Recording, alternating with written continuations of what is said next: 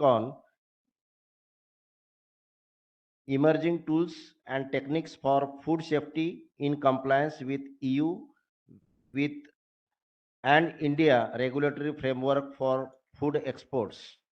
So once again, I welcome all the participants and speakers for 2 days online training on antimicrobial residue analysis in chicken meat by liquid chromatography, tandem mass spectrometry.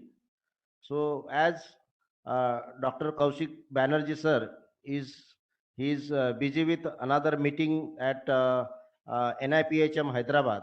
So before start of sir's presentation, now I request Dr. R.J. Jhende sir, our PI and Professor Naib Caste Mapsu, to give brief introduction about Dr. Kaushik Banerjee sir. Jhende sir, please. Okay, thank you, Dr. Vidya. Good morning, everyone. As he mentioned, today we have two eminent speakers, Dr. Kaushik Banerjee and Dr. Srinivas Joshiji. They will be speaking on the legality of this antibiotic and the residue detection in animal origin food. So, Dr. Kaushik sir, you will be speaking on the emerging tools and the techniques for the food safety in compliance with the European Union and the India regulatory framework for the food export from our country.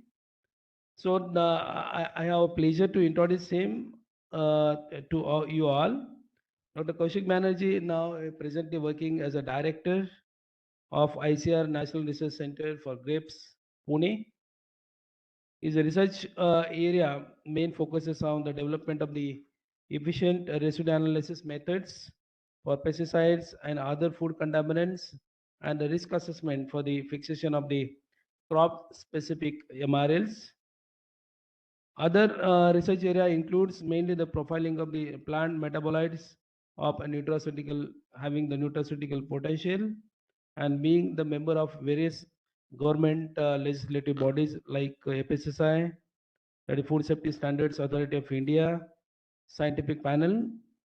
He regularly contributes to the development and implementation of the food safety standards in India for the benefit of the Indian food industry.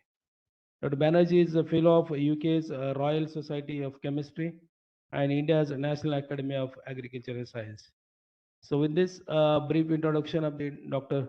Kaushik Banerjee, actually as Dr. Vaidya has mentioned, he is in urgent meeting at Hyderabad NIPHM for a very important meeting. So he has recorded his speech and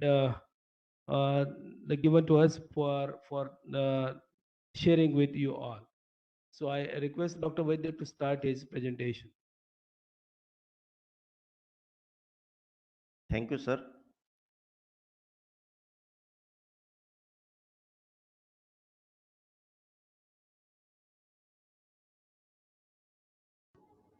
Hello everyone, my name is Kaushik Banerjee.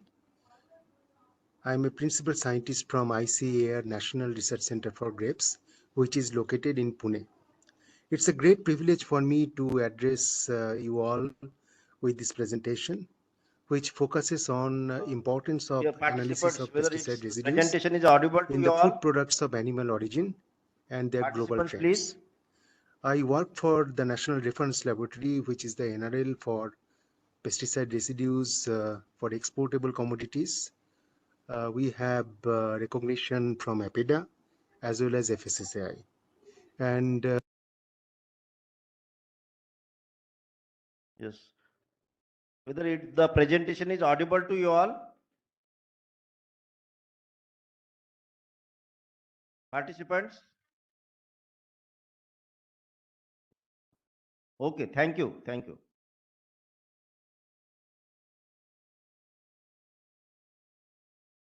ISO 17025 accredited laboratory since last several years. And we are also ISO 17043 accredited proficiency testing provider on pesticide residues and mycotoxins. Here I present the structure of my talk. In the beginning, I will present the evolution of residue analytical strategies. Then I will let you know certain global methods of pesticide residue analysis in the products of animal origin. Then I will explain the method validation requirements in brief, and then I will conclude my presentation with certain recommendations. You all know that pesticide residue is a highly regulated subject. So in India, for our domestic marketing of any food products, you need to comply with the regulations set by the Food Safety Standards Authority of India. But if any food business operator wants to export something out of the country, then in that case, we need to comply with the requirements of the national regulatory agencies like APIDA and Export Inspection Council. And for export purpose, we need to know what are the regulatory requirements of various importing countries. And these standards may vary widely from each other.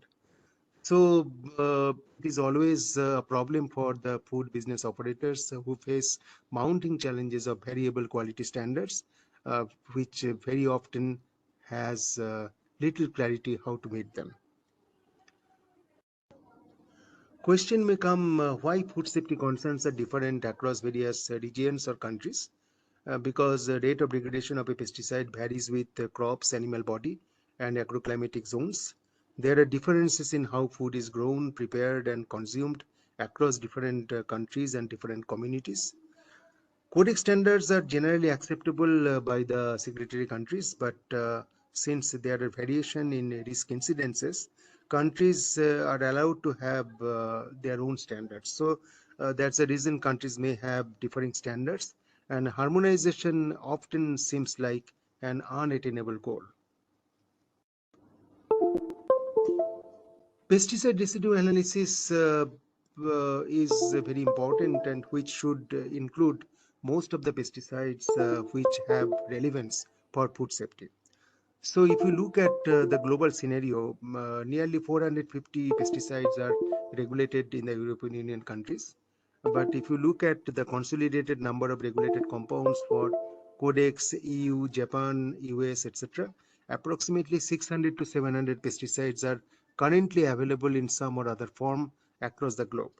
So it's a general expectation that if all these chemicals are analyzed, then the food business operators probably can find the appropriate market where they can achieve the maximum or highest amount of profit. European Union has a coordinated multi-annual control program. So here you see that EU 2017/660, which was announced on 6th April 2017. They have this multi-annual pesticide control program, and they found that there are 171 compounds which are frequently detected in imported as well as their domestic products. So among these pesticides, the compounds in the red font, these are the compounds which are mainly detected in the commodities of Indian origin. So you see that they mostly belong to organophosphates, carbamates, synthetic pyrethroids, and very regularly utilized chemicals by farmers. Residue analysis for food safety compliance has three possibilities. The first is reliable target-oriented screening when you have reference standards. So you have a reference standard for comparison of retention time. Using that, you can construct calibration line, so accurate quantification is possible. Second possibility is screening for suspected analyte. That means you can only mention that whether a compound is present or absent, but since you do not have the reference standard with you in the lab, you will not be able to quantify it accurately.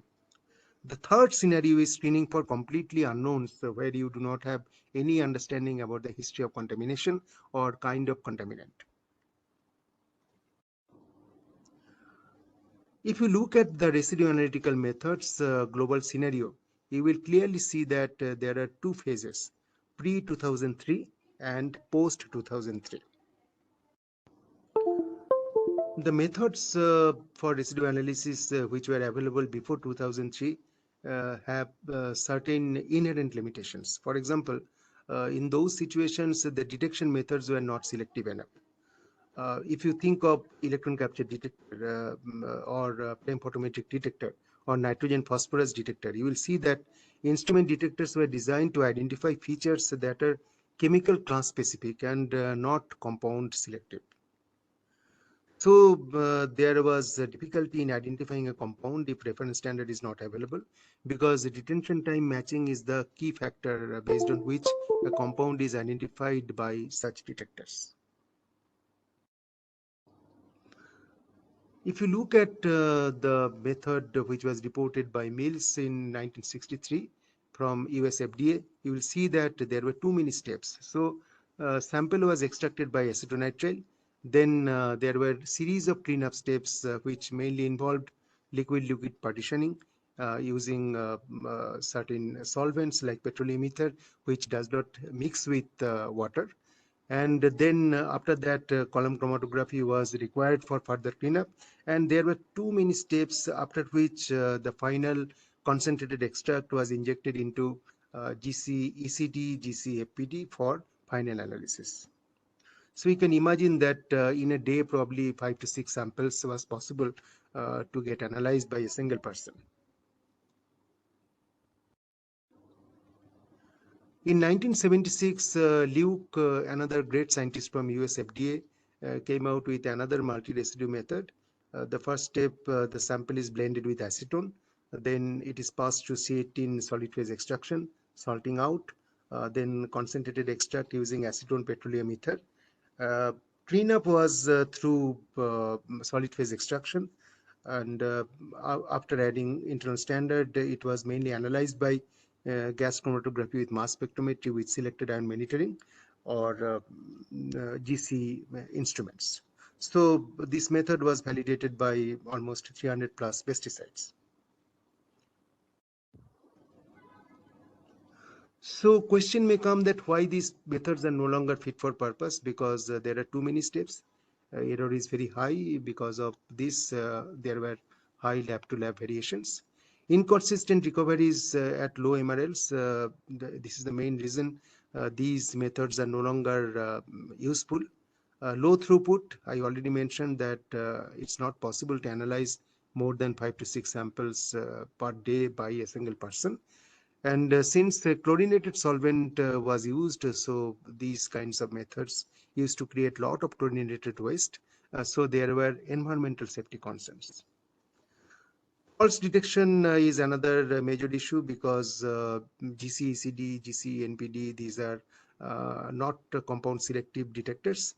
They have limitation in selectivity, and lack of confirmation in non-MS instrumentation creates a lot of ambiguity in analysis, especially when you analyze by GC with electron capture detector or HPLC with UV visible detector.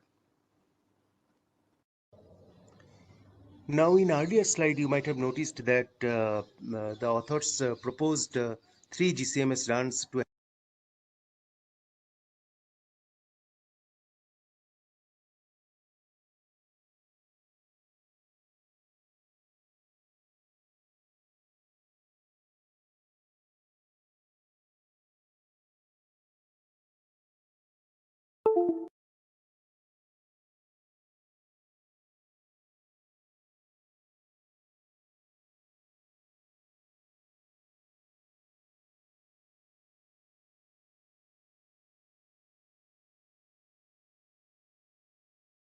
a large number of analytes.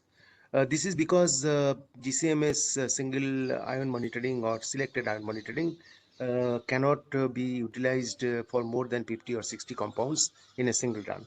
If the number of compound exceeds 50 or 60 in a single run, then there are lots of chances of false detection.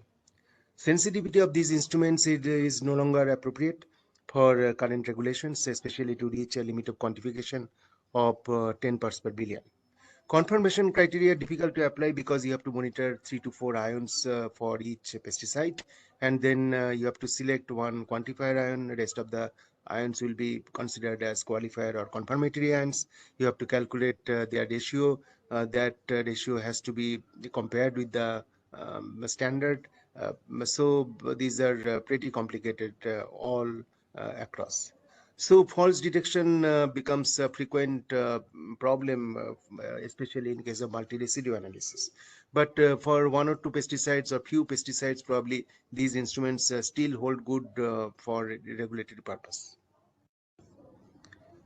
I am sure you all are aware that in 2003, the Quechers technique was established, which was published in Journal of AOS International with complete validation in fruits and vegetables.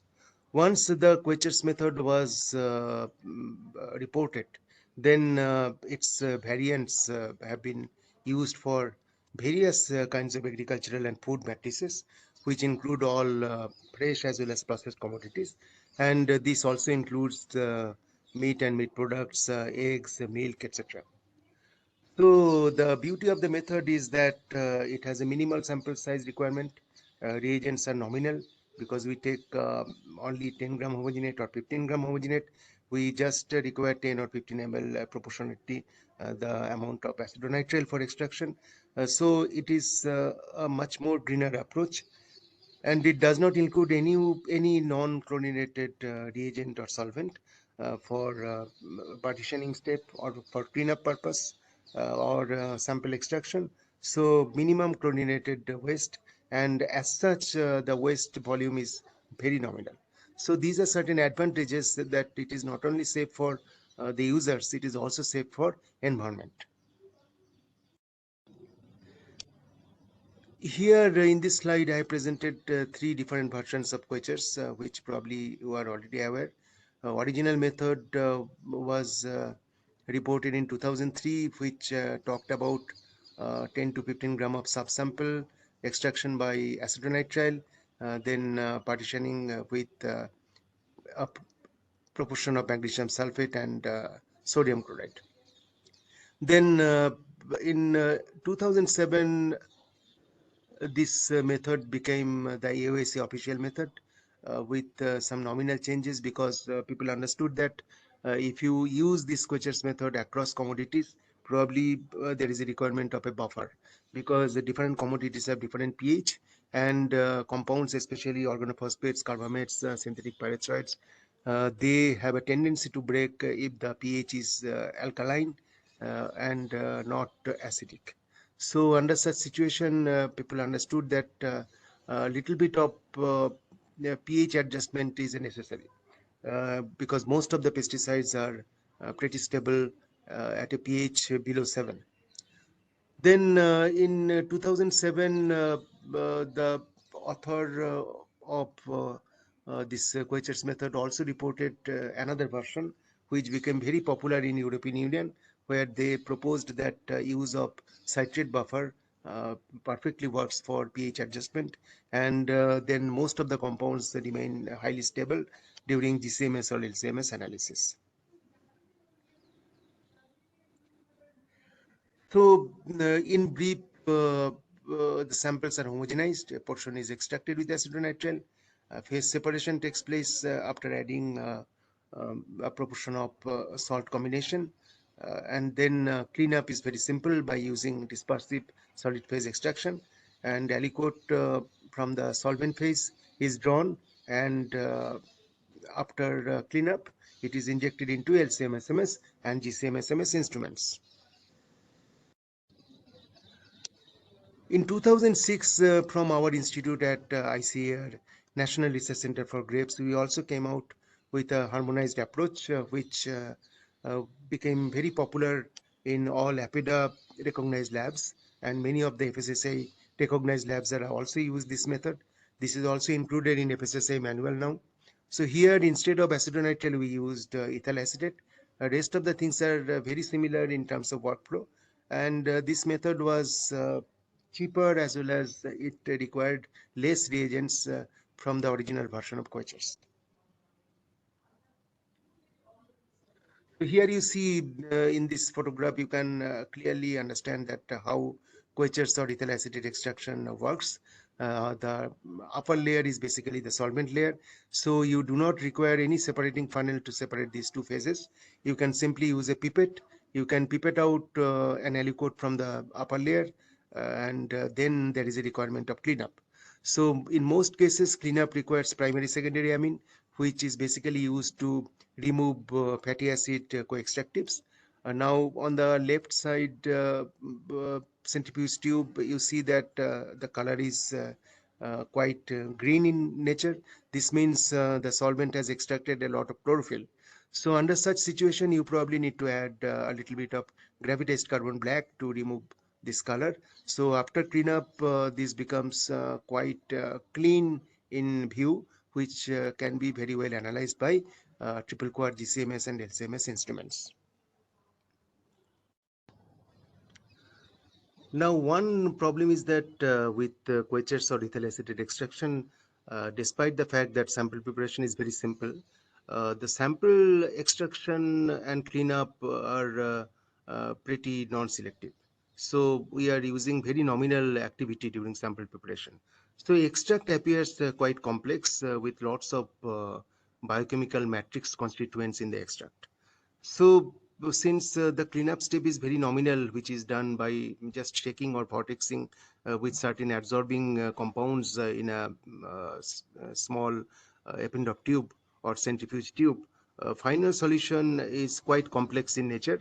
And that's the reason it's very important that selectivity of the detector has to complement this kind of complex extracts. So fortunately, what happened that in the year 2003-2004, the first generation LCMS triple quad came into the market, and that revolutionized the entire system of residue analysis. So a complex extract which was obtained by a simple process could be easily analyzed with high selectivity and sensitivity when the extract was injected into the LCMS triple quad after a nominal cleanup, and it perfectly worked with compliance to all regulatory requirements. That means MRL requirements. After a couple of years, probably the first generation GCMS triple quad also came into existence. So it was very simple that extract is just injected into both instruments, and these instruments take care of the requirements of selectivity as well as sensitivity. Now let me present an overview of the current methods that are mostly used frequently for estimation of pesticide residues in products of animal origin.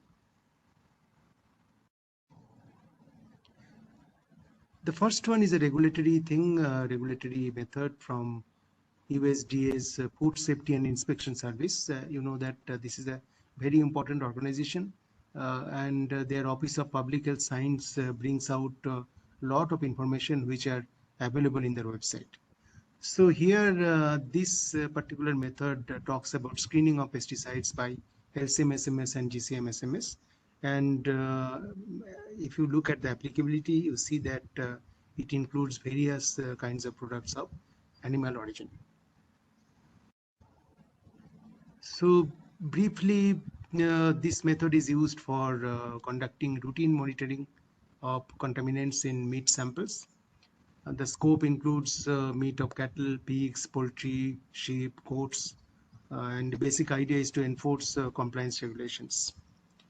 It has a very lengthy sample preparation procedure. The workflow is quite complex in appearance. The method entails several evaporation steps, and that's the biggest challenge in implementing this method. So there are requirements of more and more suitable methods, and across the globe, various laboratories, including the European Union Reference Lab, is continuously trying to simplify the procedures, which I will present in my next slides. Here you see how complicated is the procedure.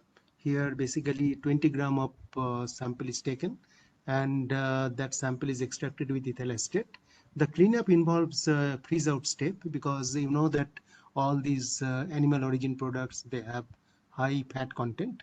So if the extract is kept in refrigerator at a temperature of say -20 or -80, then what happens, the fat co-extractives, they get condensed, and on centrifugation they get sedimented.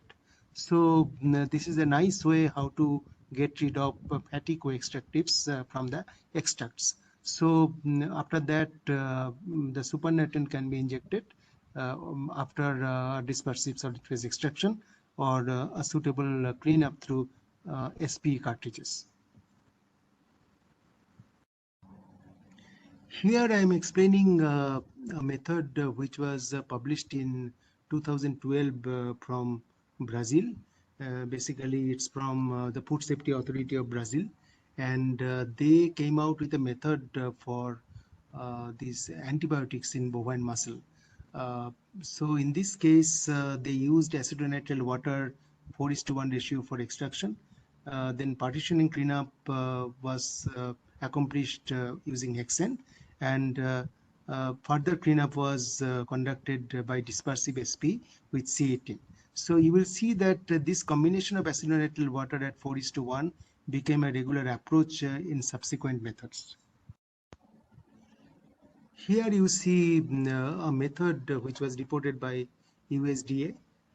This is development and validation of a streamlined method designed to detect residues of 62 veterinary drugs in bovine kidney using ultra high performance liquid chromatography with tandem mass spectrometry. So here also they basically talked about extraction of 2-gram homogenized sample with acetonitrile water at 4:1 ratio. Then cleanup was very similar whatever these Brazilian people demonstrated. That means you have to take an aliquot, you have to partition with hexane, then dispersive SP with C18 because a lot of long chain compounds will be there, so those will be adsorbed on C18, and then once you centrifuge, then with C18 all the compounds get removed from the extract.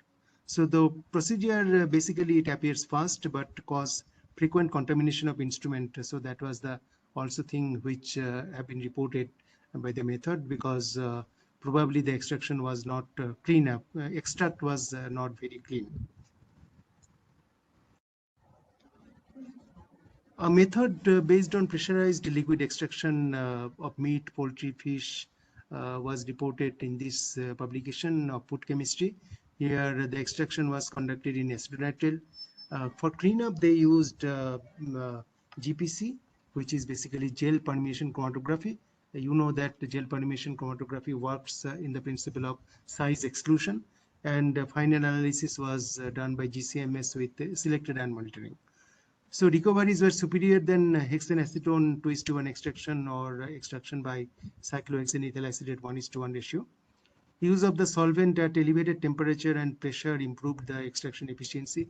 That is the basic principle of pressurized liquid extraction, because here at an elevated temperature the or elevated pressure, basically there is an elevated boiling point, so the solvent has higher extractability than regular extraction.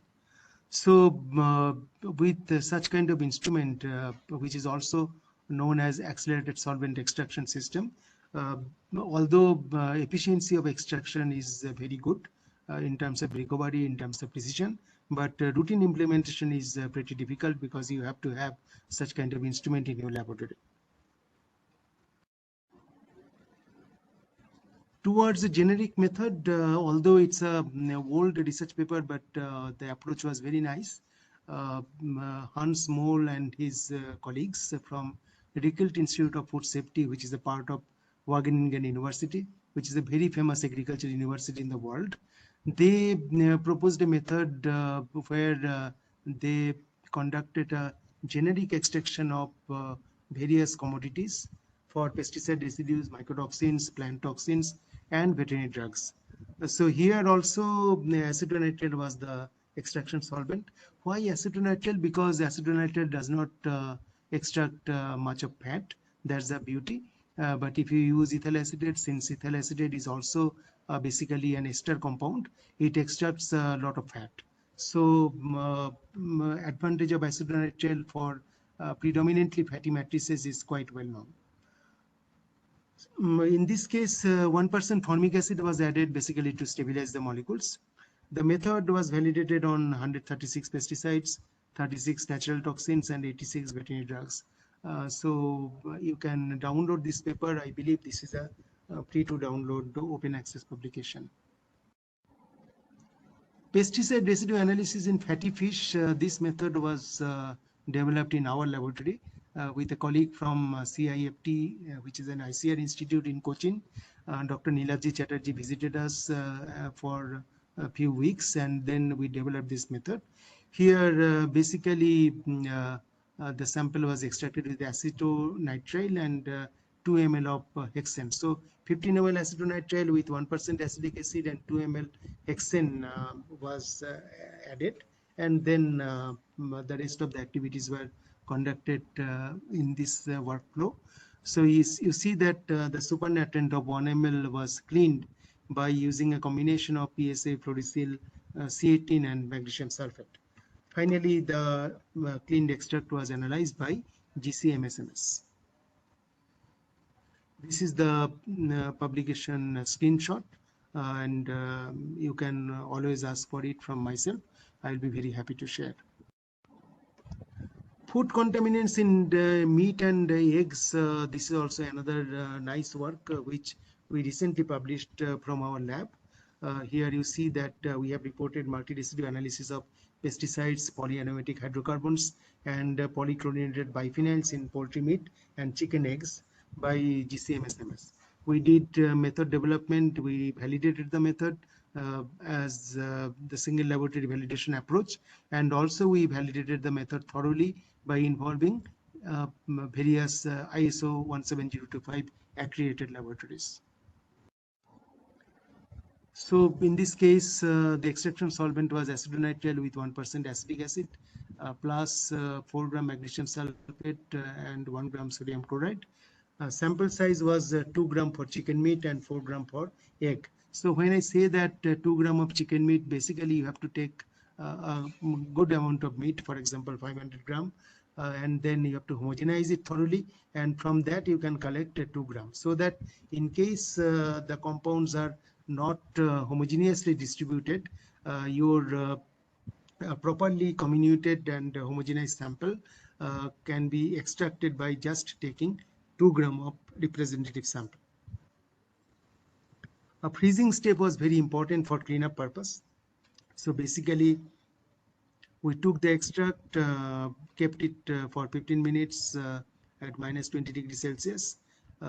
We also tried at various other temperatures. This was a process of optimization. So depending on the nature of matrix, you can optimize it, whether 15 minutes is enough or you have to enhance to 20 minutes or 30 minutes. So our basic idea is that how much time is really required to remove the maximum extent of the co-extracted fatty substances. So similarly, we optimize the cleanup process by adding 25, 50 and 100 milligram of PSA, and similarly 25, 50 and 100 milligram of C18. So this is a typical style by which we do optimization of any process. So for example, if you think of a meat product, there are so many different types of meat. Their protein content, fat content, these are so different that you have to probably optimize the composition of these dispersive SP sorbent combination. So here you see in the bottom panel that the GCMSMS method was very well optimized. The chromatogram shows the signals of cyprothrin and cypermethrin. You know that because of the presence of multiple chiral centers, these molecules appear in multiple isomers. So we expect 4 peaks, and in each case we got 4 separate peaks. So basically what you get 4 different calibrations, and then you have to estimate the residues pertaining to each calibration, each peak, and then you have to add up the sum of the isomers that are detected in the sample should be the total amount of residue for cyprothrin as well as cypermethrin. So this is a multi-residue GCMSMS chromatogram that we standardized in our lab. hundreds of compounds can be analyzed by a single method. So here at least 250 compounds are there in a single run.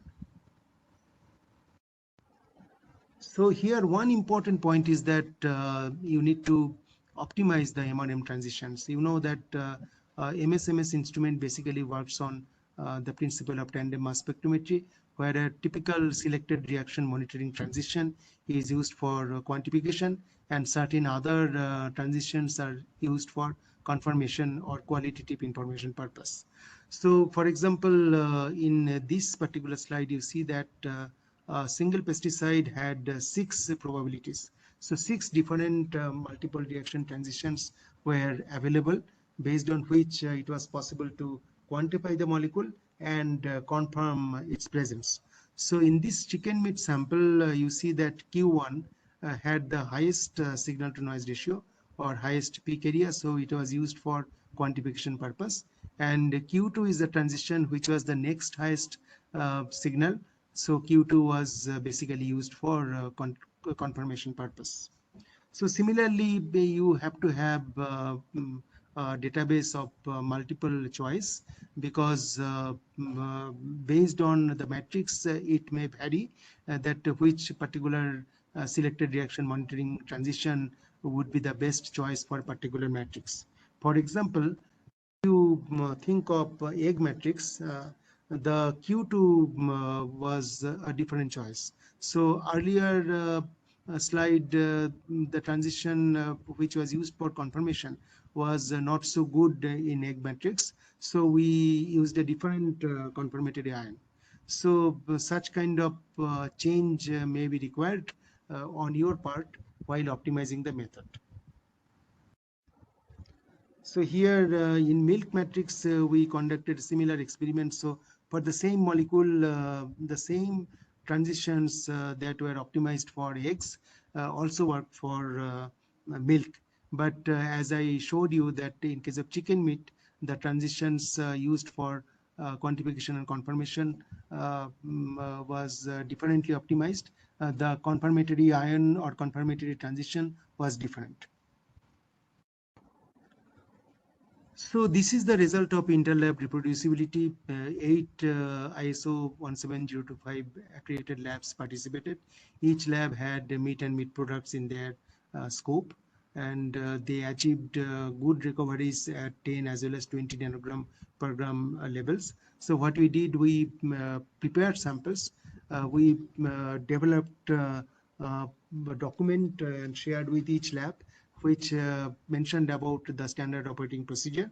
So we asked the labs to optimize the method, validate the method at their level, and then when we send the ILC sample, we asked them to analyze the sample for all the targeted compounds, identify the spiked compounds, and also quantify them. So in each case, as you see that there are so many compounds, the RSD smaller and RSD capital, that is repeatability and reproducibility, these values were within the acceptability range. So we can assume that and also conclude that the method was appropriately validated. We have communicated it to FSSAI. The same method is being expanded for LCMS. We have not yet published it, but it's almost ready for communication. So here again, the samples of chicken meat and egg, these were extracted using acetonitrile with 1% acetic acid. Then 4 gram magnesium sulfate and 1 gram sodium chloride were added. Then the supernatant was taken in a centrifuge tube, and this 5 ml supernatant was maintained at minus 20 degrees Celsius. Then a cleanup by dispersive SP process was done using 200 milligram C18 and 100 milligram fluorosil. So these are typically used for removal of large molecules, which are typical co-extractives for animal origin products. So 1 ml of the supernatant was evaporated to dryness and then reconstituted in acidified water and methanol, which was filtered through PTFE 0.2 micron membrane filter and then injected into LCMS. So on the right panel, you see that the method performance for 255 compounds was quite satisfactory. The method also included some veterinary drugs, and for them also we got very good results at 10, 20, and 50 ppb level in terms of recovery as well as in terms of precision. The developed method found to be suitable for analysis of other meat and meat products. We did some limited experiments, and these limited experiments indicate that this method can be translated into other meat products as well. So this is a nice publication which came out in 2020, high throughput mega method for the analysis of pesticides, veterinary drugs and environmental contaminants by UHPLC MSMS and robotic mini SP cleanup cartridges. And in case of GC, they used low pressure GCMSMS, which is a very rapid method. We also have implemented low pressure GCMS in our lab. So at any point of time, if you need any guidance or advice that how low pressure GCMS method can be implemented in a conventional lab, we can very well guide you, because typical 40 to 45 minute runtime can be squeezed to 10 to 12 minutes very easily when you convert regular GCMS method to a low pressure GCMS method. So this method, which was published by USDA in 2020, basically they took 2 gram of homogenized meat and it was extracted with acetonitrile water, again in that 4:1 ratio regarding which I have already mentioned in my earlier slides. They used certain internal standards in a solution. Then final analysis was basically done by UHPLC MSMS and low pressure GCMSMS. So it's a very high throughput method which took care of a large number of analytes of various nature by a single method. Regarding method validation, we should know that there are certain steps which are extremely important. So you have to first check the applicability of the method. I already mentioned in my earlier slides that although the extraction solvent could be the same, but cleanup has to be optimized meticulously. So you have to identify what is your limit of detection, what is limit of quantification, accuracy, precision in terms of repeatability, reproducibility, recovery, selectivity, sensitivity, linearity, and of course the measurement uncertainty.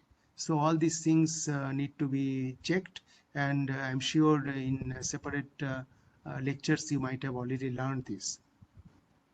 So if the method is a standard method, you have to at least conduct LOD, LOQ, accuracy, precision, and recovery.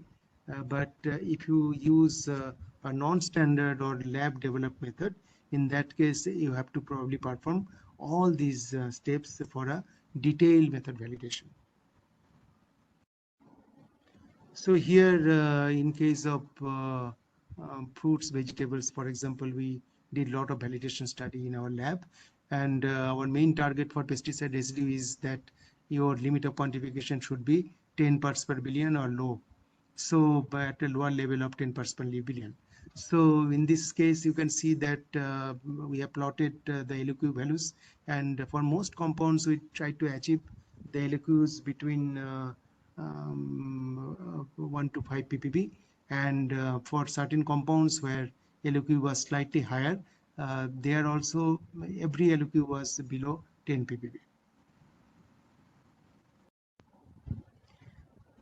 Analytical quality control guideline is very well known from DG Sante, which is basically the Ministry of Health for European Union, and the current regulation is dated 2021, and you should download that and check that for all method validation aspects. This is a very nicely drafted document, and I'm sure if you read it, you will find it very interesting. This is the last slide of my today's presentation. Here I have summarized whatever are the expectations from a regulated analytical method. So first and foremost thing is that it should be capable of identifying and quantifying all the targeted compounds at maximum limit, residue limit, or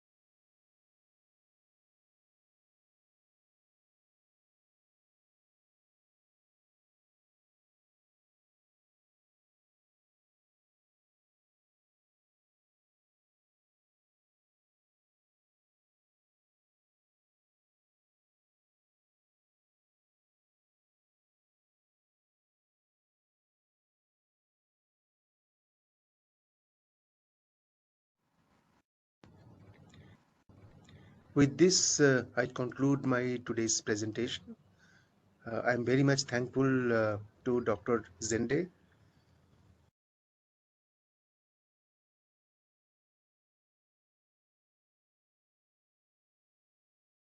Thank you very much, sir.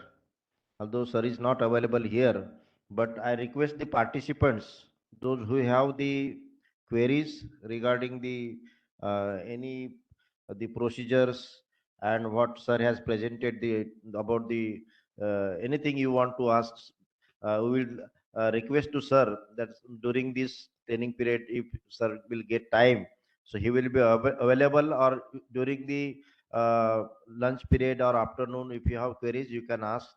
The other speakers will also, our experts will answer. Thank you. Now today we have second eminent speaker, and it's our great honor and pleasure that Mr. Srinivas Joshi sir is with us at Mumbai Veterinary College. I will just, before request to sir to start the presentation, I will give brief introduction about Srinivas Joshi sir.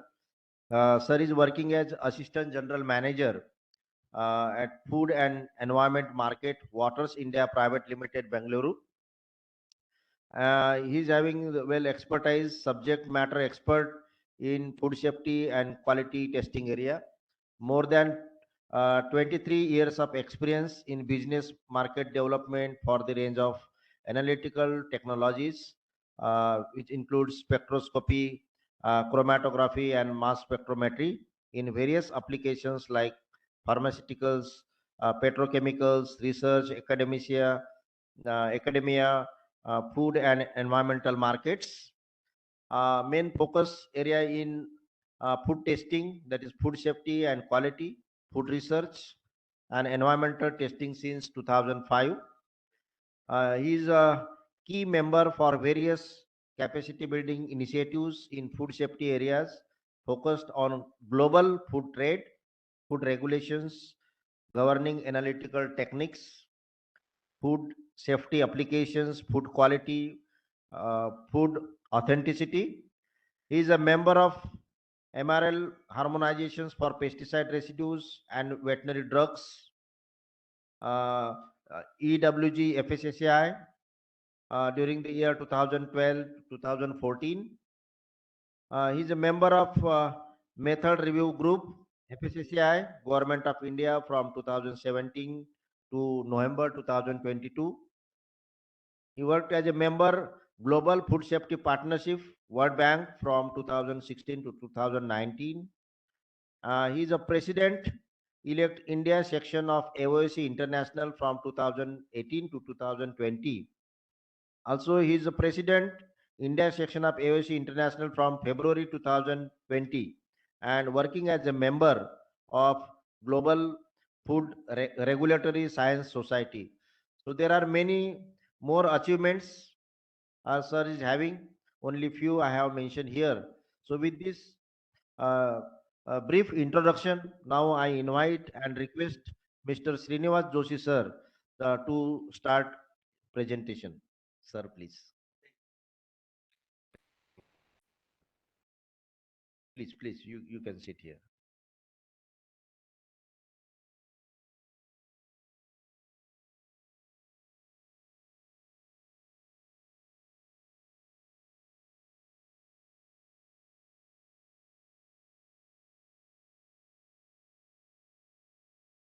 Good afternoon, everyone. It's a great pleasure to talk on the antibiotic residue analysis in food of animal origin, predominantly focused on legal framework and what are the analytical workflows. So for any analytical chemist who is working in the laboratory, the first vital criteria is they need to know why they are doing this. That means what are the rules which are driving the analytical techniques? Okay. What are the legal requirements? What is the legal framework? What are the MRPLs? What are the banned compounds? Right? Every one of you is working in the laboratory, right? Okay. So we will start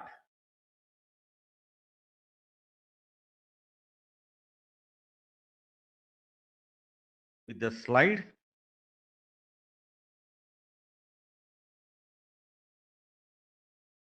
This seems to be a complex slide. Very complex, right? So always we should start with the complex things. The first thing is how the rules are driving as per the analytical techniques. The first thing is every laboratory should have 17025. Okay, that's a mandatory requirement not only in India but across the globe. Am I right? Right? Okay. So what is the whole purpose of 17025? Can anyone of you can answer over here?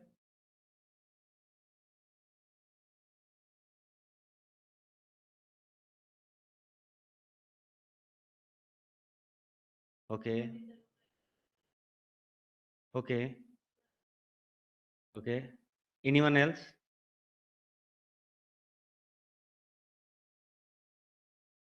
Okay. Anyone else?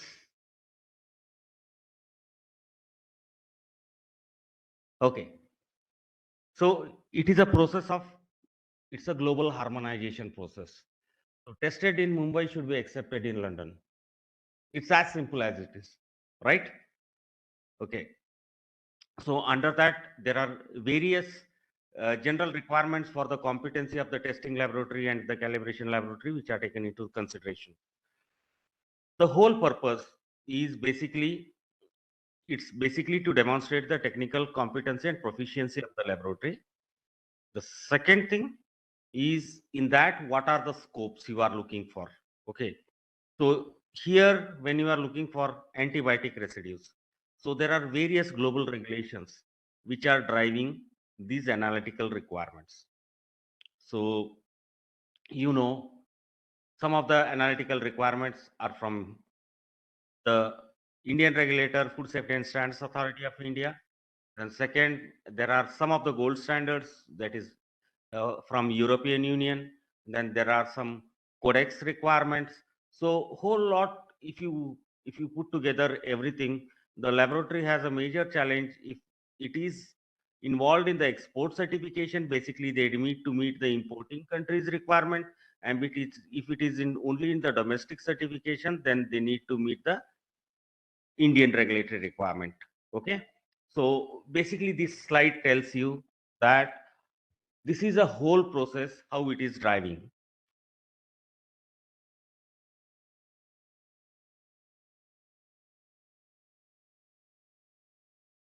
Now, we will just quickly have a look at what are the domestic regulations. So there were various regulations which was gazetted in 2018. Then there were several revisions as per the FSSAI. Okay. The first thing,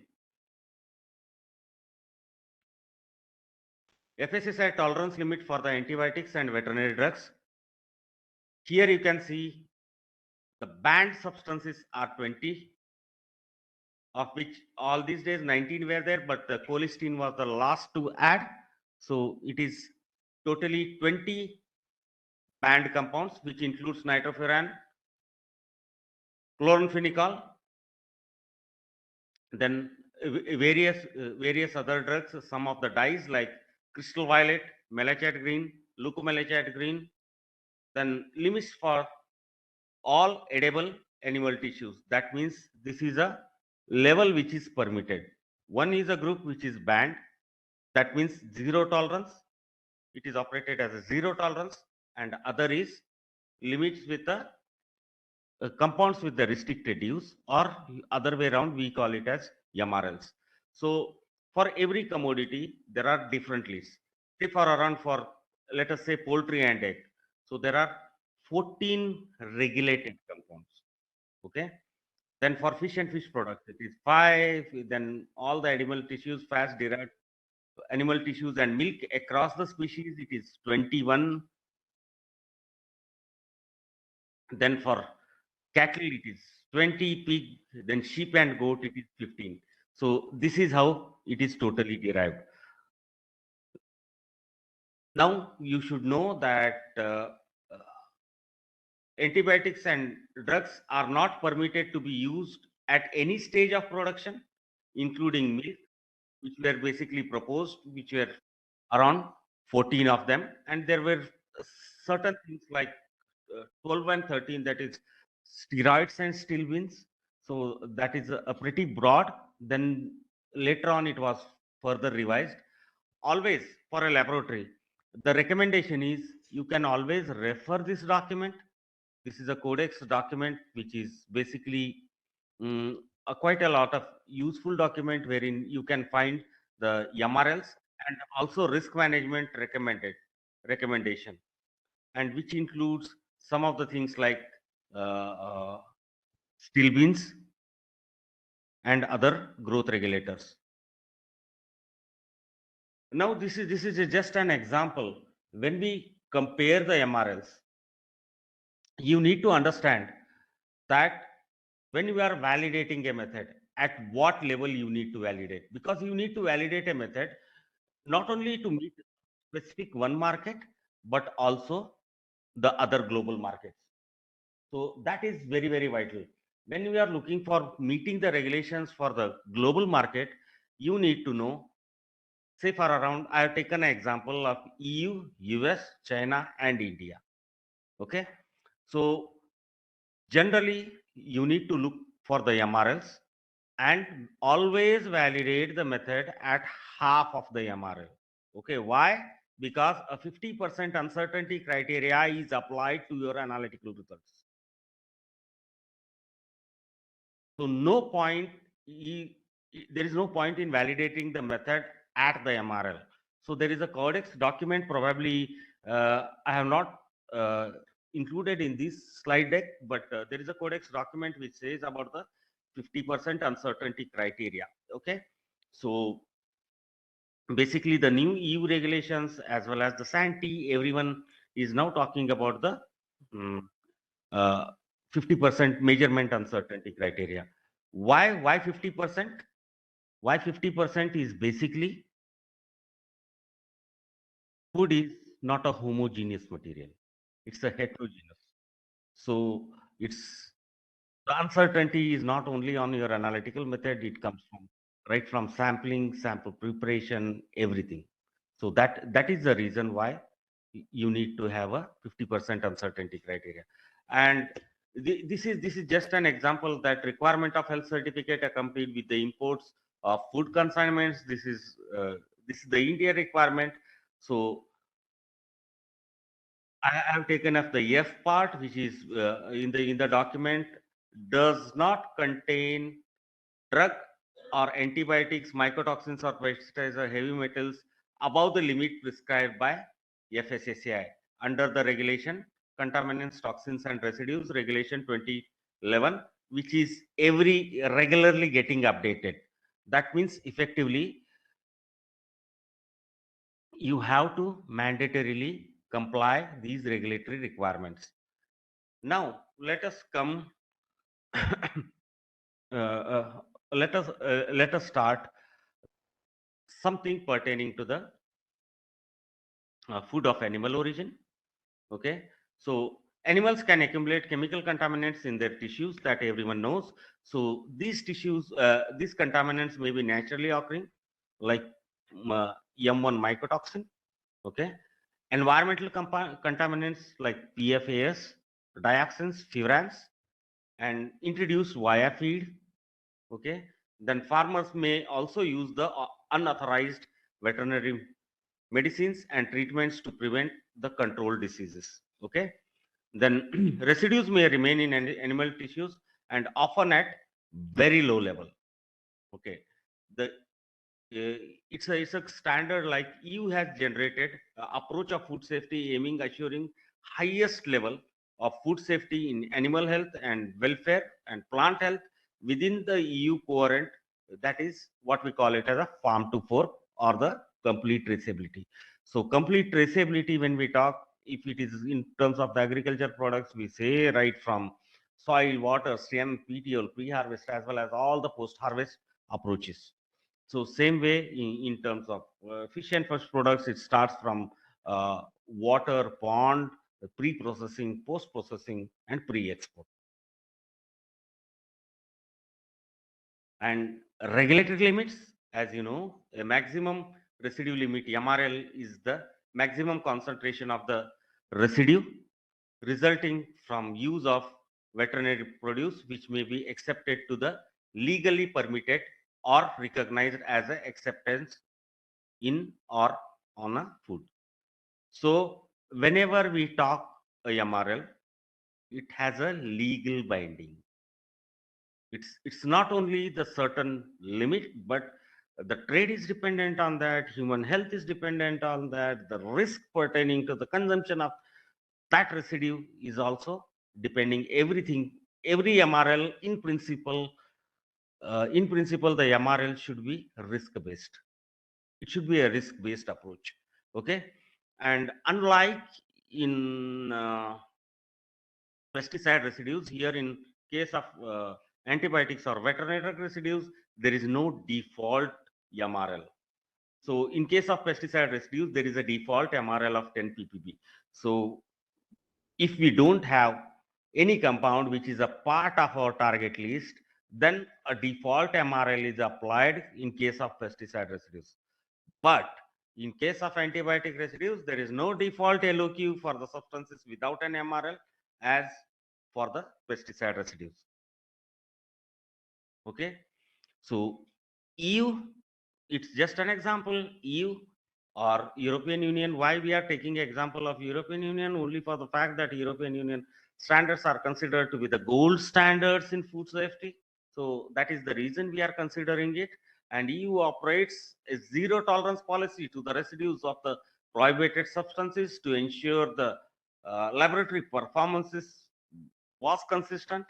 So previous terminology, it is minimum required performance limit. Minimum required performance limit was basically as the compound was banned, but the laboratory should have at least competency and proficiency to detect as the desired level, which was MRPL, minimum required performance limit, but now which is replaced by reference point of action. So we will talk about the new regulation also. And MRPL was the minimum content of the analytic sample, which at least has to be detected and confirmed. So laboratory cannot say that no, if it is 0.15 ppb, we don't have a competency, we don't have an instrument to detect at that level. So you need to have that competency, you need to have that proficiency to detect at that level. Okay. So MRPLs are not MRLs. They are not the regulatory limits. Okay. That means MRPL was applicable for banned compound. Was why I use was because the new terminology is RPA, reference point of action. It it was applicable. Uh, uh, it was applicable for banned compounds only. Okay. The new requirement, what we call it as a reference point of action, have been established for prohibited substances when it is deemed necessary to ensure that functions of the control of the food of animal origin imported or placed on the market. And RPS may set for prohibited substances for which no MRL could be established because of uncertainty about the risk. Originally, MRPL decision was based on the 657 document. Now the RPA, the new RPA regulation was basically under the contaminant list of 2019/1871, but at the same time, it is a new EU regulation which is a part of which 2021/808. You need to comply for that, and this is a good regulation wherein provides the reference point of action for residues for certain pharmacological active substances which no maximum residue limit has been laid down. Okay. Now we will look what are these reference point of actions. Okay. So the reference point of action for chloramphenicol is 0.15 ppb. The previous MRPL was 0.3 ppb. So it is half of that. Okay. So same way for nitrofuran and its metabolites, it was 1 ppb. Okay. Which is reduced to 0.5 ppb. But apart from that, they have included another metabolite, which is DNSH. Okay. Dinitrosalicylic acid hydrazide. So this is a other metabolite. So now when someone talks about nitrofuran metabolites, it is 5 metabolites, not no more 4 metabolites. Okay. As well as the malachite green, the dye, it is again from 1 to 0.5.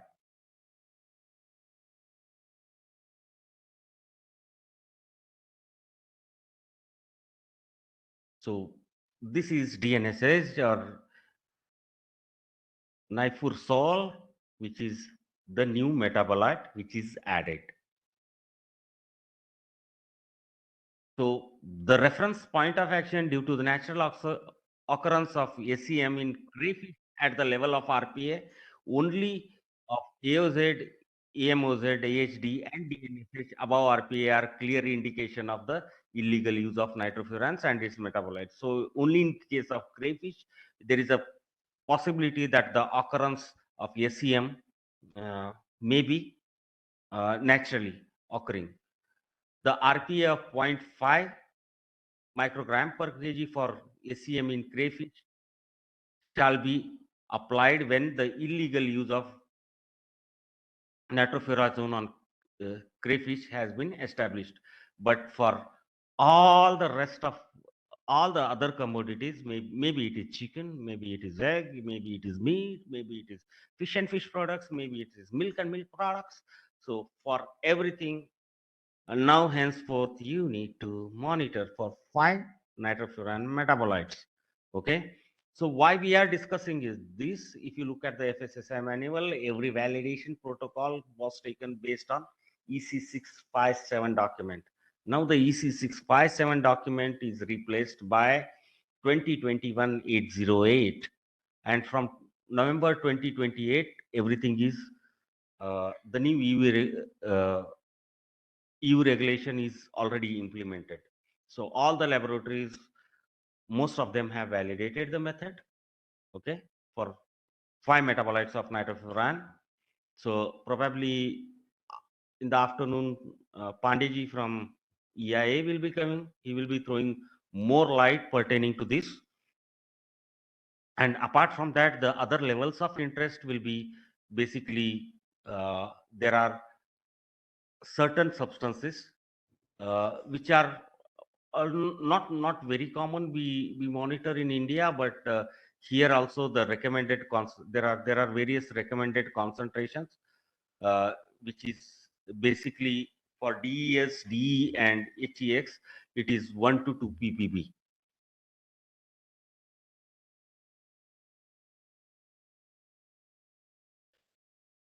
Now the interpretation of the results. The result of an analysis shall be considered non-compliant when it is equivalent or above the decision limit CC alpha for the confirmatory method. Okay, for unauthorized or prohibited substances or for the authorized substances for which no MRL has been established in specific product or commodity, the decision limits will be the lowest calibration level LCL at which it can be decided with the statistical uncertainty, numerical value of 1. 1 is 1 minus alpha, that the particular analyte is present. So typically there are two things what we are discussing now. What should be your lowest level of calibration? That is first thing. That is for the regulatory compounds. So it is 1/10 of the MRL, or you can say a 0.1 ppb should be your lowest level of calibration. Okay. Now we will just discuss quickly on analytical methods for the banned substances. The scope of the veterinary drug testing for using LC and LC-MS spans single substance class-specific testing to the comprehensive multi-residue. So when we talk of multi-residue methods, it is for only the regulated antibiotics. For the banned compounds, it's a single analyte method. Okay, some of the banned substances can be covered in multi-residue method, but more likely to be approached as a single method, as they need high selectivity, high sensitivity to meet the regulatory requirements. Okay, so say for around, we call it, this is a grouping as per the EU document. Okay, so it is A1, which is for still beans, it is extraction, then the SPE and LCMSMS, steroids combined with still beans method, again it's with the LCMSMS, beta agonist, so again extraction, that is with the SPE, okay, solid phase extraction. Then nitrofuran metabolites, it's a extraction, derivatization, incubation. Okay, so it's a 16 hours process, but we have been noticing there is a new method which is in 3 to 4 hours, but still we are awaiting a kind of a official communication, official document, but there are quite a lot of scientific evidences that this 16 hours can be reduced to 4 hours. Okay, then there are chloramphenicol, which is again extraction and SPE by LCMSMS. Then the dyes, malachite green and crystal violet extraction, SPE, DSPE, LCMSMS. Ideally, the recommendation is when you use dyes, so after that immediately don't run the banned compounds, because there may be ion suppression. Once you are using any analysis for dyes, you need to thoroughly clean up the system and then only go for this thing. Okay, with this background,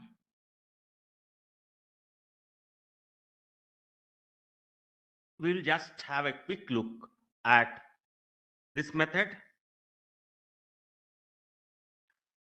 Have you heard about this method, this regulation?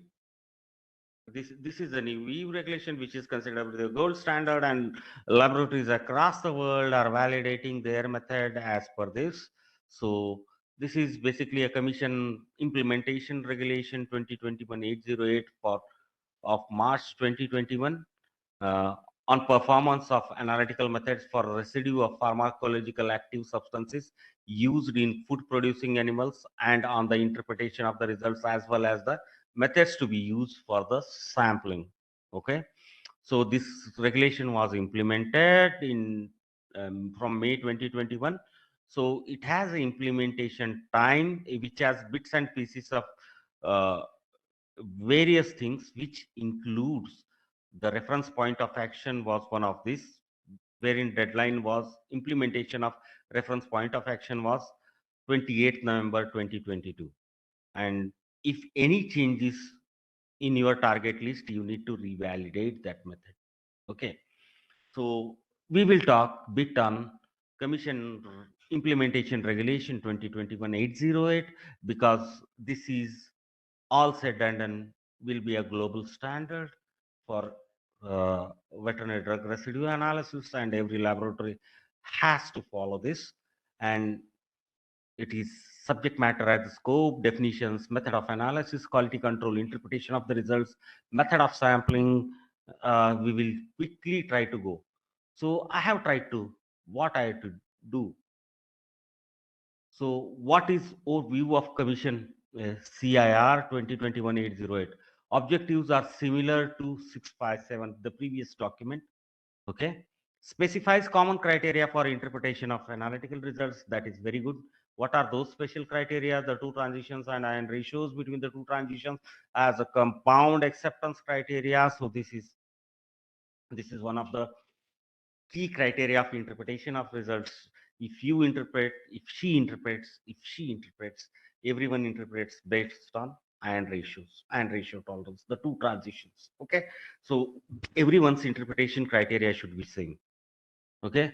Laboratories are required to accredit under 17025 standard and also provide list of useful definitions. Okay. There is no reference to minimum required performance limit for the banned substances in the Commission implementation regulation. So there is no MRPL terminology. So it is replaced by a reference point of action. That's what I was telling. Requirement for validation remain more complex and extensive than those for the pesticide residue analysis. Some of the text remains as usual confusing. So interpretation of the results of an analysis shall be considered non-compliant where it is equivalent to or above the decision limit. Then the error is risk of erroneously rejecting a correct result. That is basically avoiding the false positive. For example, risk of conviction of an innocent. CC alpha values are not used to estimate the minimum amount that the method can detect, but for estimation whether the result is compliant. Then for authorized substances for which an MRL has been established, CC alpha shall be the concentration at or above at which it is decided with a statistical certainty of the numerical value that is permitted has been exceeded. That is, alpha error should be 5% or lower. And for unauthorized substances or for authorized substances where the no MRL has been established in specific for specific products, the CC alpha should be lowest concentration level. Okay, at which it can be decided with the statistical uncertainty. Now, what is new? The new is basically performance criteria and other analytical requirements are documented in test instructions, preferably according to ISO 78. But to comply with the performance criteria and other analytical methods laid down have been validated in accordance, then allow enforcement of reference point of action. So then the validation, the quality control during the routine analysis, ongoing method performance verification. It's basically as per the 17025 in accordance with 17025 12, and with the requirement for the quality control during the analysis is laid down in chapter 3. Okay, what are those? We will see. Extension of the validation scope of the previously validated method via quality control samples during the routine analysis, and there is a detailed guideline for the official sampling also. Okay, then this is pertaining to the traceability. I just don't want to in deep because this is more to the farm level. And sampling sampling report for the laboratory. So this is in general requirement for any regulatory requirement, that is name of the inspector, official code, sampling diet, animal species, XYZ. Now let us come to the validation.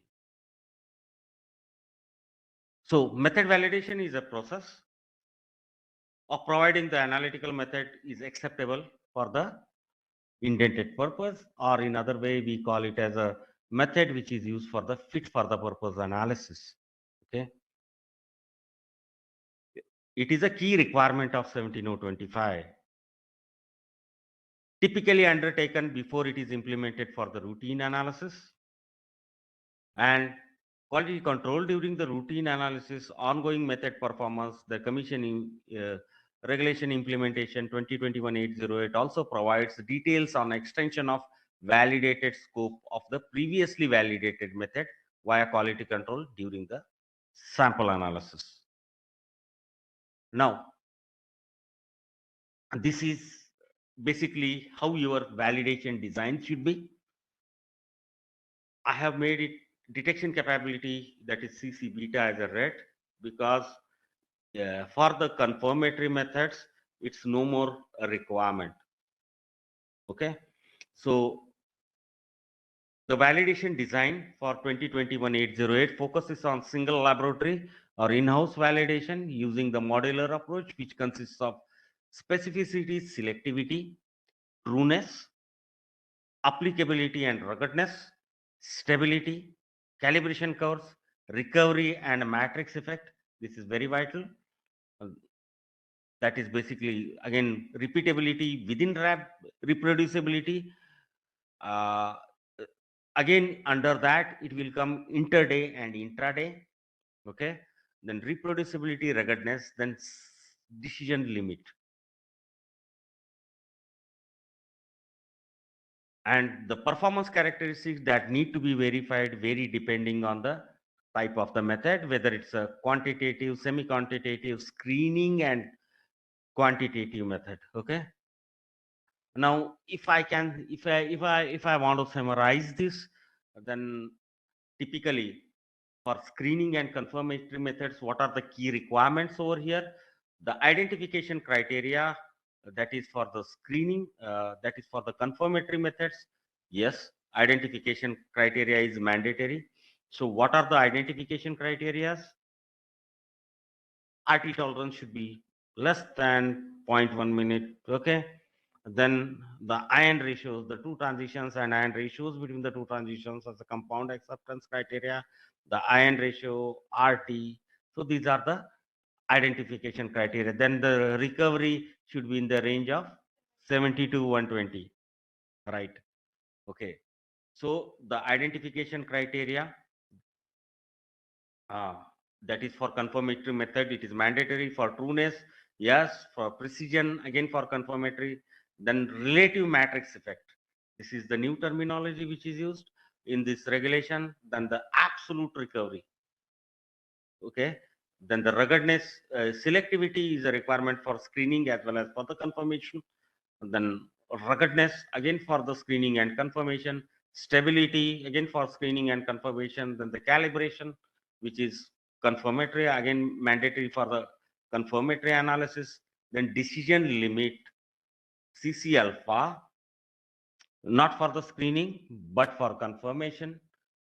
But CC beta is no longer required for the confirmatory analysis.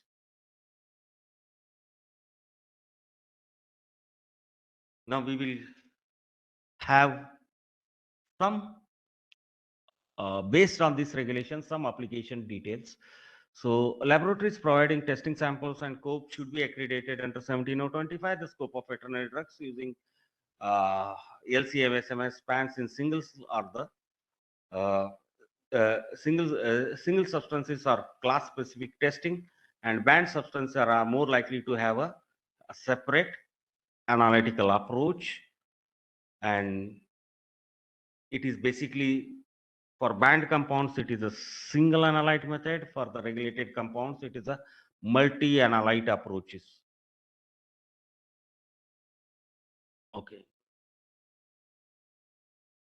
And you know, this is screening and confirmation. This is how a strong negative, strong positive, suspect positive, you do the confirmation.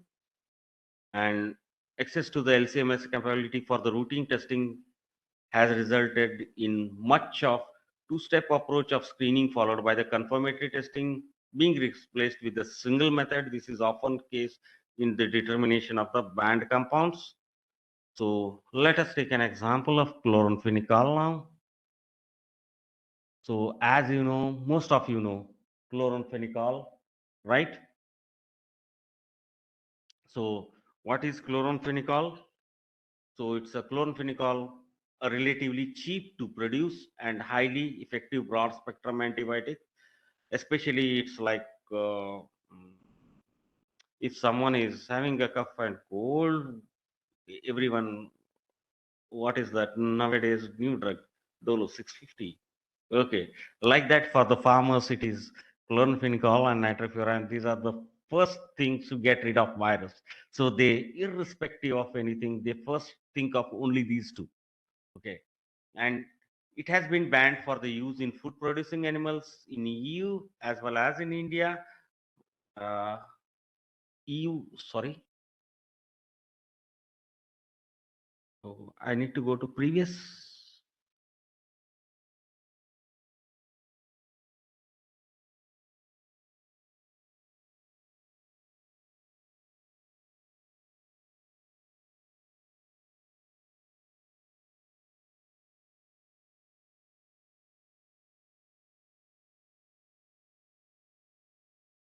So typically the requirement, as you know, we need to have basically the requirement is 0.15 ppb, but ideally I can recommend that you should go much below that. 0.075 ppb should be your target.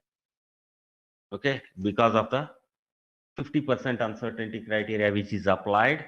And this is a typical workflow, that is weight the sample, add ethyl acetate, homogenize, centrifuge, then partition, uh, then you can use a oasis HLB basically to get rid of mass matrix effects, then inject in UPLC MSMS. And this is basically conditioning, sample addition, washing, elution.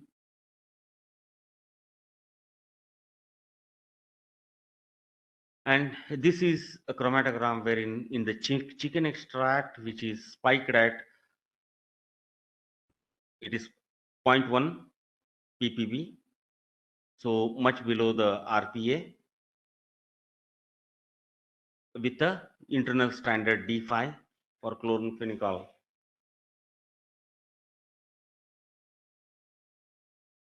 And this is at a target level which was spiked at 0.15 ppb. The compound spiked, this is in the shrimp matrix, which is spiked at 0.15 ppb.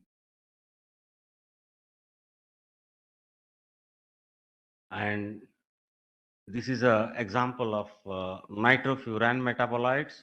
So again, nitrofuran, they are banned for food of they are banned for use in food producing animals.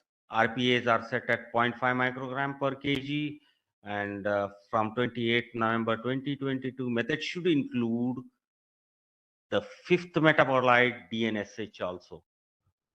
Okay, so this is DNSH. So this is a procedure. It is procedure for shrimp. Okay, may not be procedure for the chicken, but the parent nitrofuran are typically sought in the medicated feed used for aquaculture and poultry production, but are determined using the different approaches. So that's the reason we never monitor nitrofuran as a parent, but only Japan wants sometimes the analysis of nitrofuran parent also, because parent is only active in say for around for 5 to 6 hours in the animals.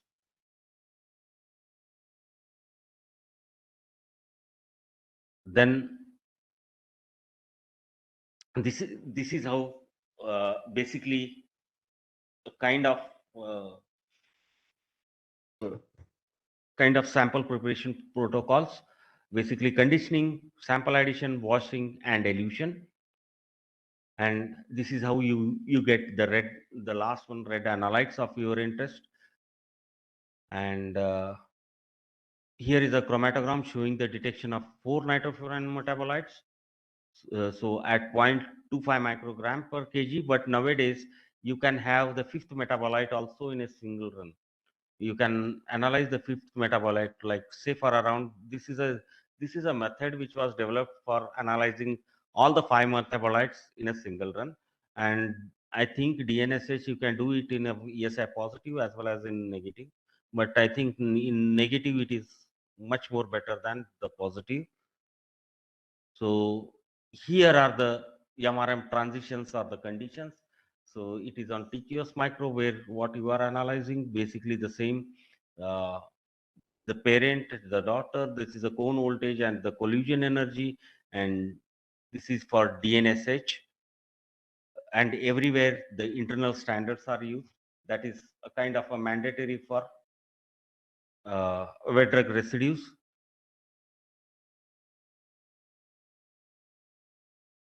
I don't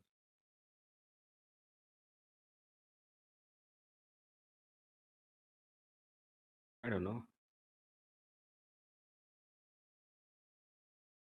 So can you go to the next slide, please? I'm not able to.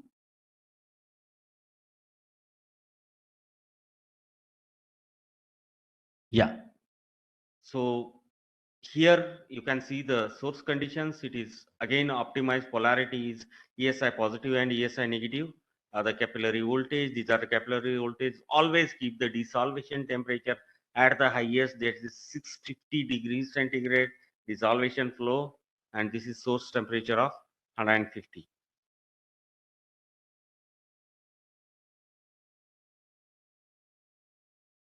Now these are LC conditions. Typically diluent is 80, seal wash is acetonitrile, diluent is 80-20A water acetonitrile, and mobile phase is ammonium formate and methanol. And these are the experimental conditions. So it's maximum 9 minutes runtime for all the 5 metabolites.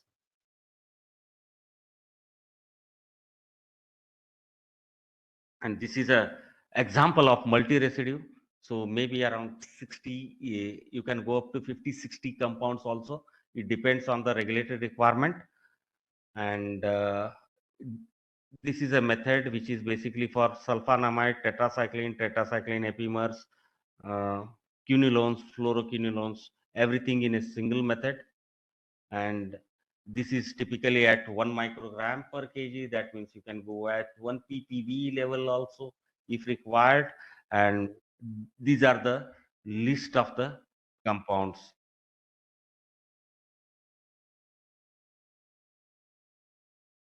And same method can be used for quantification and confirmation subject to the typical validation. And so the general requirements for the confirmatory analysis, when required according to the confirmatory analysis, a suitable internal standard shall be added to the test portion, depending on the availability of either stable isotope labeled forms of the analyte which are particularly suited for the mass spectrometry detection, or analog compounds that are structurally closely related to analyte. When no suitable internal standard can be used, the identification of analyte shall be preferably confirmed by co-chromatograph. In case of only one peak shall be obtained, the enhanced peak height or area being equivalent to the amount added. If this is not practicable, matrix matched or matrix fortified standards can be used. So I try to, in the allotted time, I try to go through the maximum best what I can, but this training can be conducted for whole day also. I can talk, that's not a problem, but try to consolidate the best in the interest of the time. So any questions? Always welcome.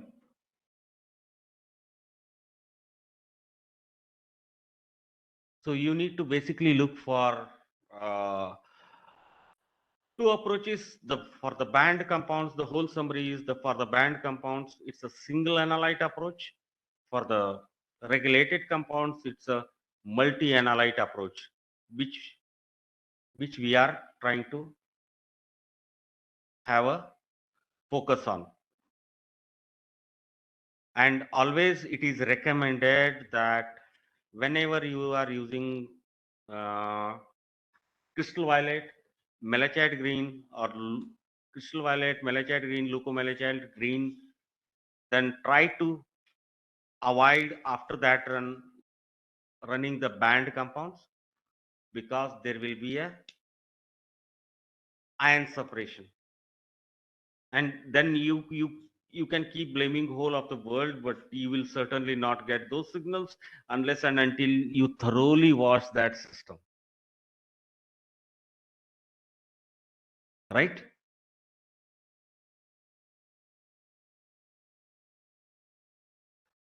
Okay, the LOD LOD is limit of detection, which is derived based on signal to noise ratio. So LOD is signal to noise ratio is 1:3:1, and LOQ, the minimum requirement is 10:1.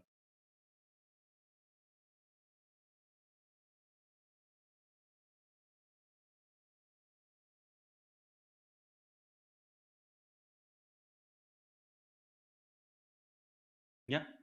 Instrumental LOQ and experimental LOQ, what is the difference? Instrument, ideal instrument detection limit. Every instrument has a specific detection limit. Okay, but basically, when you are looking for any kind of for your targeted application, you need to look for what is the best signal to noise ratio for your compound of interest. Okay, because for the instrument, it is always. We will break for lunch. Yeah. In this lunch, yeah.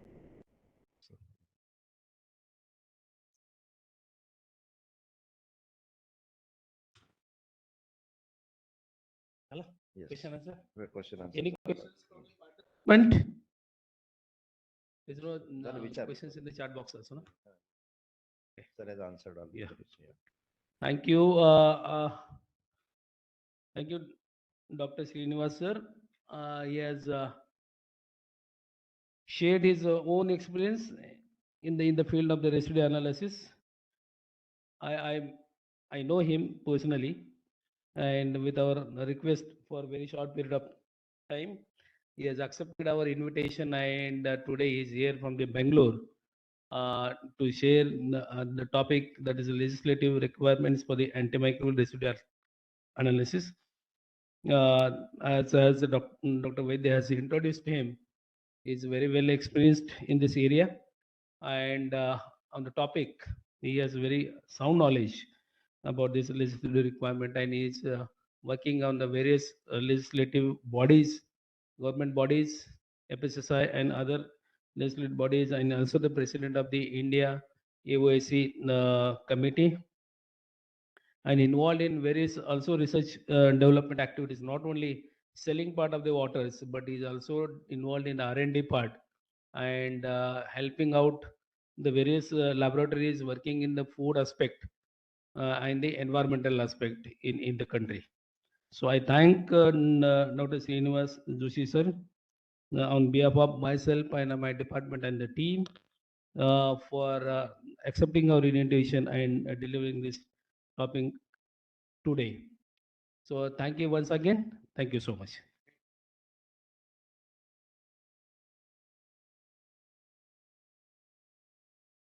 Token of love from the, yes, from the department. Yes.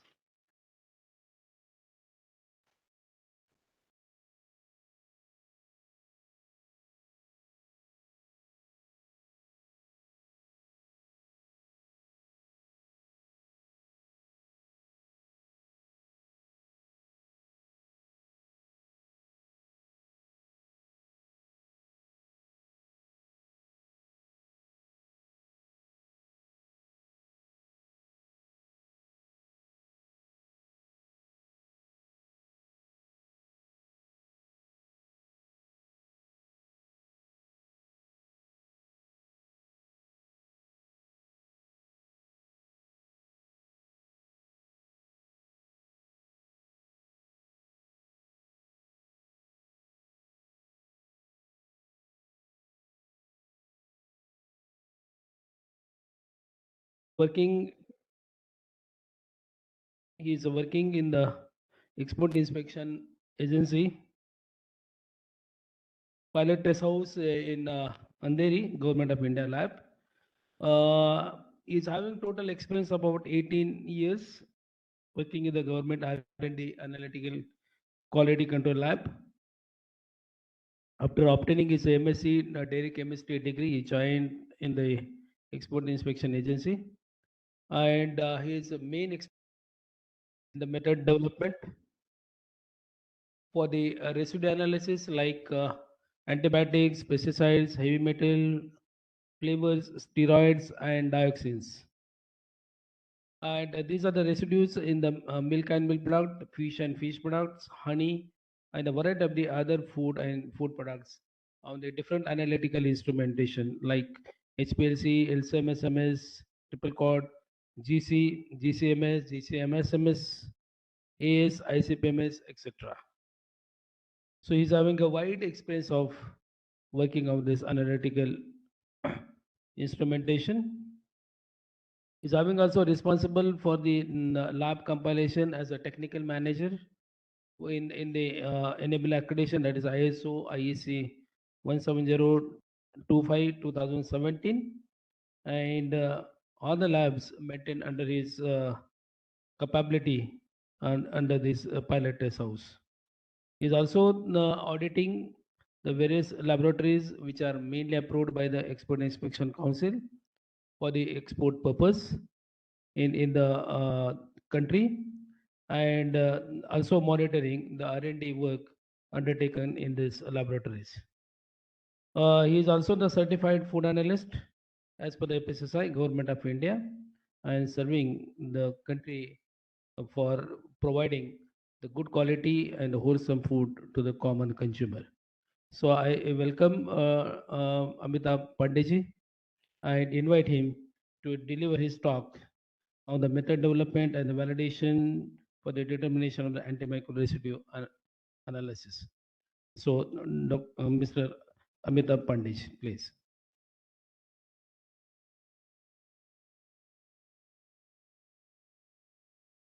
Thank you very much, sir.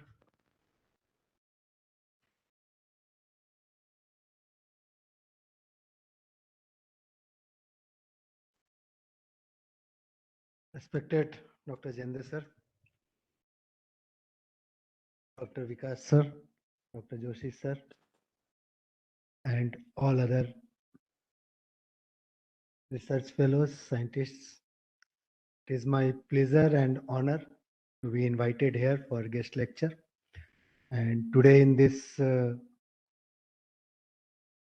platform, I am just going to give a brief and somewhere in little detail the method development and validation for the determination of antimicrobial residue analysis.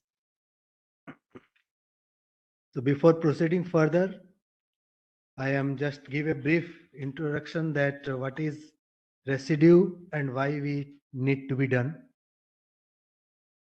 So first of all, we need to talk about residue analysis.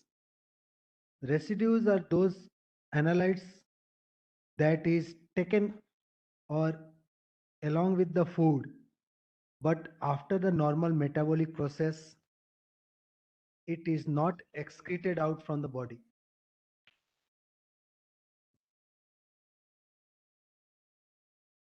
Next slide, please. आएगा. No, don't worry.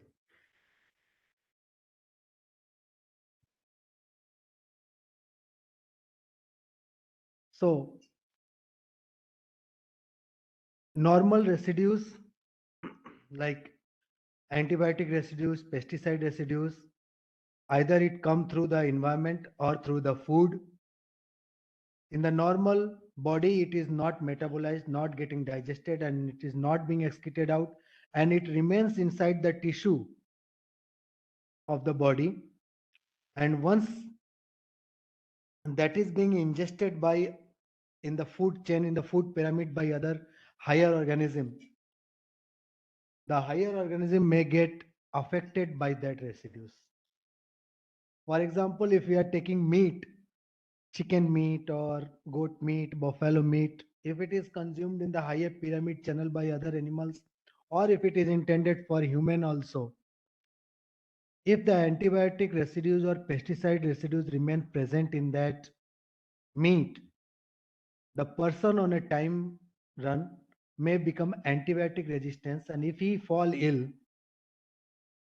the medicine or the antibiotic which is intended to be given for that illness is not going to give good result due to the person already ingested the antibiotic invested meat or any food material.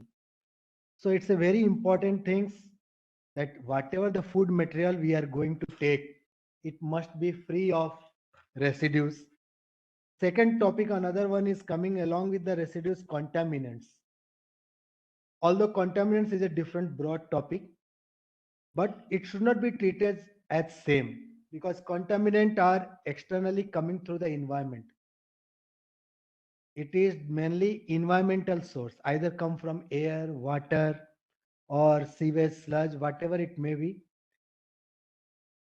The heavy metal part or the toxins part, it will all come through the environment. Some toxins are generated inside the food itself, like aflatoxins, but it is also generated due to the environmental effect. Unless and until the environment is controlled, that will not be generated. But the residue part is important because unknowingly or knowingly we are taking it. So a good safe food for consumption is very much essential, keeping the public health in view. So the utmost important is public health. Public health means human health, whatever the food we are taking, because food is the life. So meat is also a type of food majority of the population are taking. So it must be free of residues and other things. So with this brief introduction, I am just starting the method development and validation for the determination of antimicrobial residue analysis. So as we know, once the meat is ready, if it is not properly stored, the microorganisms start to spoil it. To stop, to check that microbial growth, we are adding some antimicrobial things. But that is after cutting and preparing the food. Before that also, for growth of the animal, we are giving some antibiotics for rapid growth, some steroids for making it more, what we say, more lump sum, more heavy, and it is more nutritious. Ultimately, it will, in the human chain, it will go inside the stomach for digestion and it will not come out. Same way happen when we are administering any kind of antibiotic or antimicrobial inside before cutting of that meat or the animal, that is not being metabolized and it will remain present in the meat. So ultimately it will transfer from one organism to another via the food chain. So the determination of those antimicrobials is very essential to come to a conclusion that this food is safe for consumption. So keeping the public health in view, the utmost first topic is public health, means human health. So with this, we go to the next. The topic is method development and method validation. So method development and method validation. So what does a method development mean? So method development is the cornerstone of analyte identification and development. We first have to identify what type of residues, what type of antibiotics or anticoagulants or nitromedols, whatever it may be the group, we have to first identify it. Then only we can do some method development. It is often one of the first step in identifying and understanding the chemical nature of the target molecule. That means into which group it belongs. Like chloramphenicol, it belongs, if we look into the chemistry, it belongs to the whole group, alcohol group. But the chemical structure and the other activities is different. or it can also be used to identify potential impurities or degradations in the matrix. If any degradation happens, like nitrofurans, their degradation and metabolite is formed, and then we are doing the nitrofuran metabolites, which is more carcinogenic and more harmful than nitrofuran parent itself. Then what are the main steps in method development? Method development consists of mainly 3 stages. First stage is feasibility, where we determine if the method will work in the sample. Second, where we are optimizing the method extraction, its analysis on the instrument, and then data interpretation and result. So first important thing is the sample where the sample is to be treated and the analyte is to be extracted, and then that analyte, first with reference standards, we have to optimize it on the instrument. So reference standards is also essential, because whatever the method development, now after this slide I am going to discuss, it is all confirmatory technique. I am not discussing anything about screening technique or immunological technique. All the things I am discussing after this slide only for confirmatory technique, where we can, with the confirmation technique and with the confirmation validation guideline, we are able, or we can confidently say, yes, this analyte is truly present and the sample is truly non-compliant, or the sample is not meeting the requirements or meeting the requirements. Third one is the validation, where the optimized method is validated to the relevant regulatory requirement. So these are the main 3 steps that comes under method development. But once each stage we have identified, then each stage need to be validated. So the sampling part is first validated, from where the sample is coming, how much gram of sample is required, what type of sample is required, and what is the chain of custody of samples, how the sample need to be stored before analysis, after analysis, how the sample is to be disposed.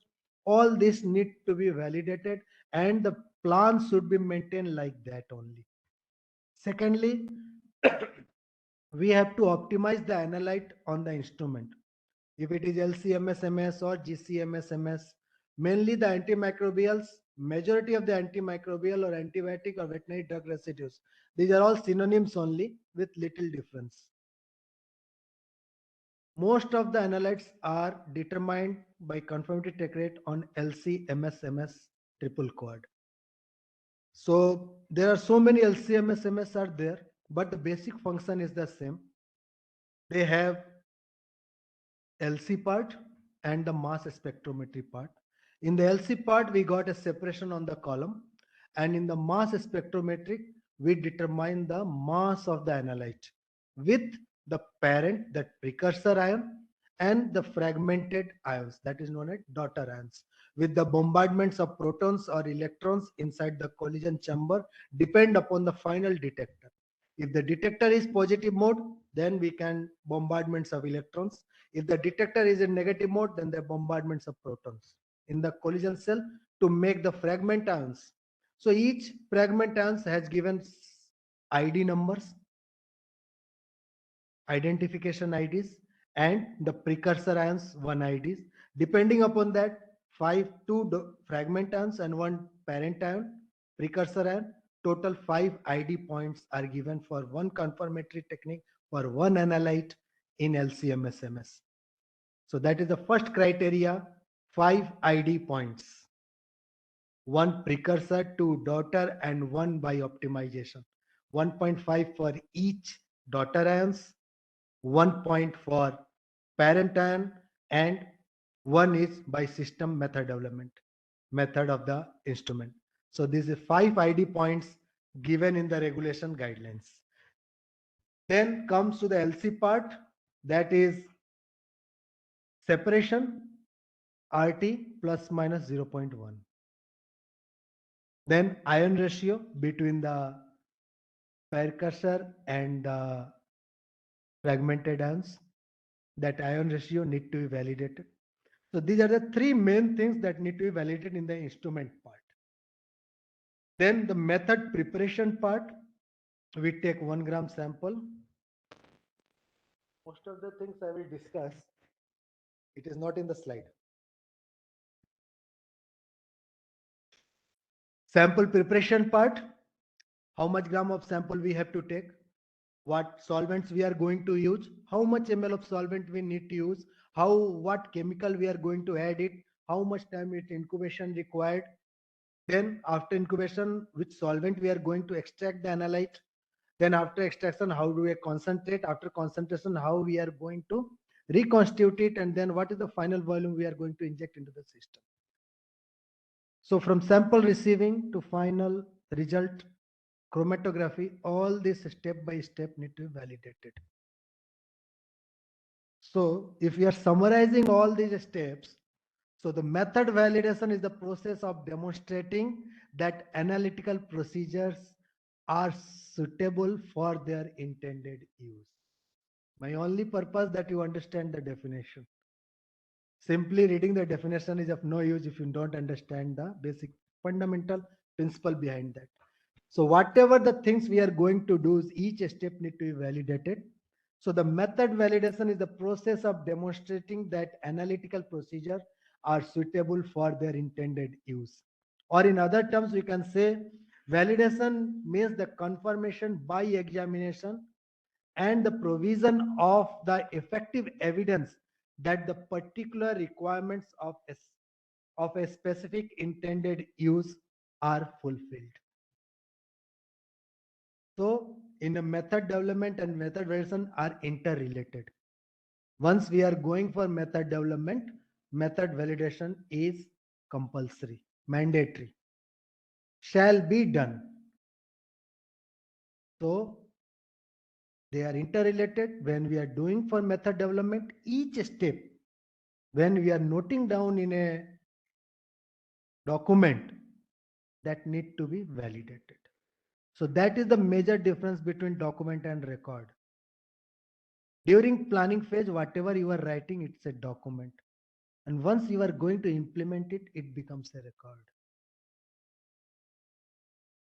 So both the things are important. When we are doing method development, you are making a plan how we are going to do it.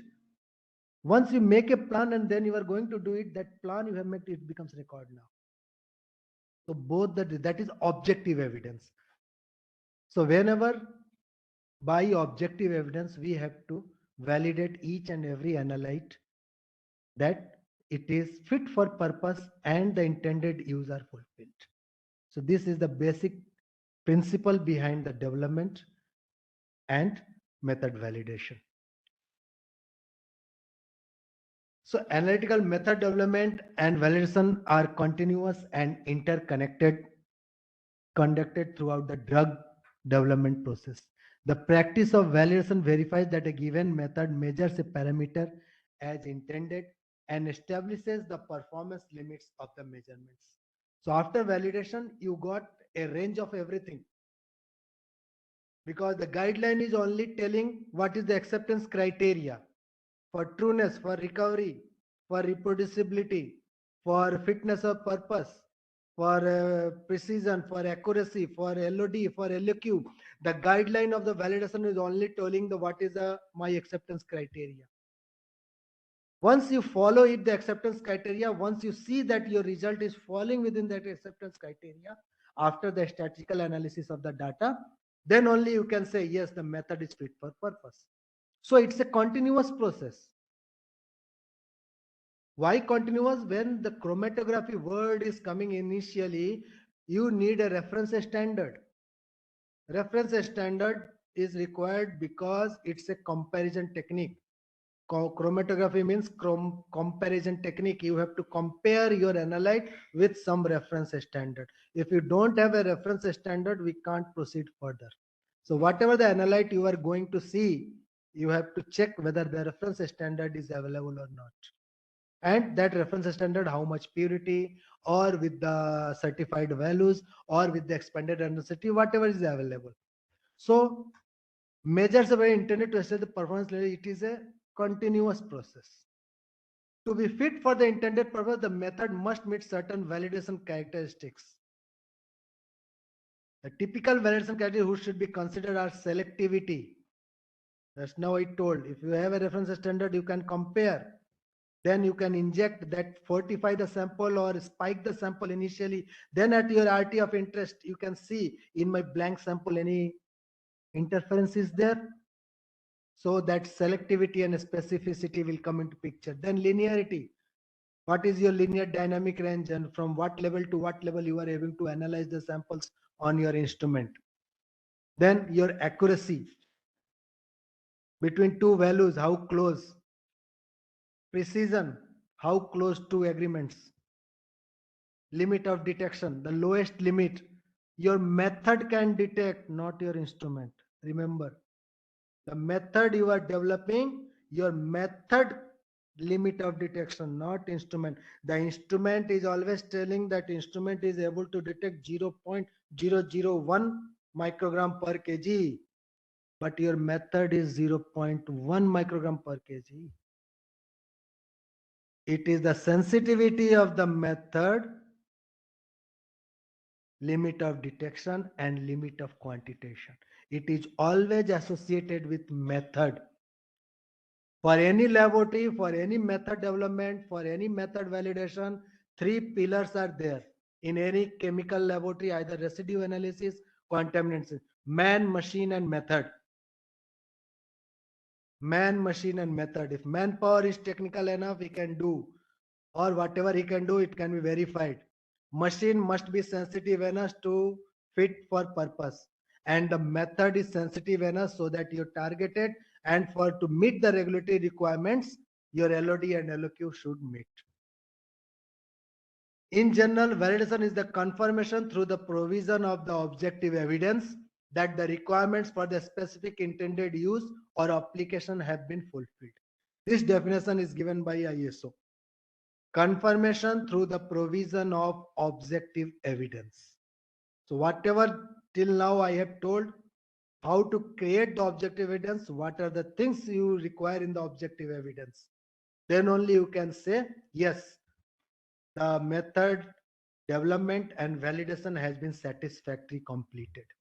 In general, two stages are needed before a method can be used in the laboratory. First, to prove that the method is fit for purpose, and secondly, that the laboratory can properly perform the method.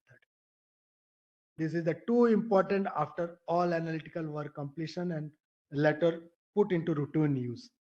That the method is fit for purpose, and second, laboratory can properly perform the method each and every time when you are going to do the analysis.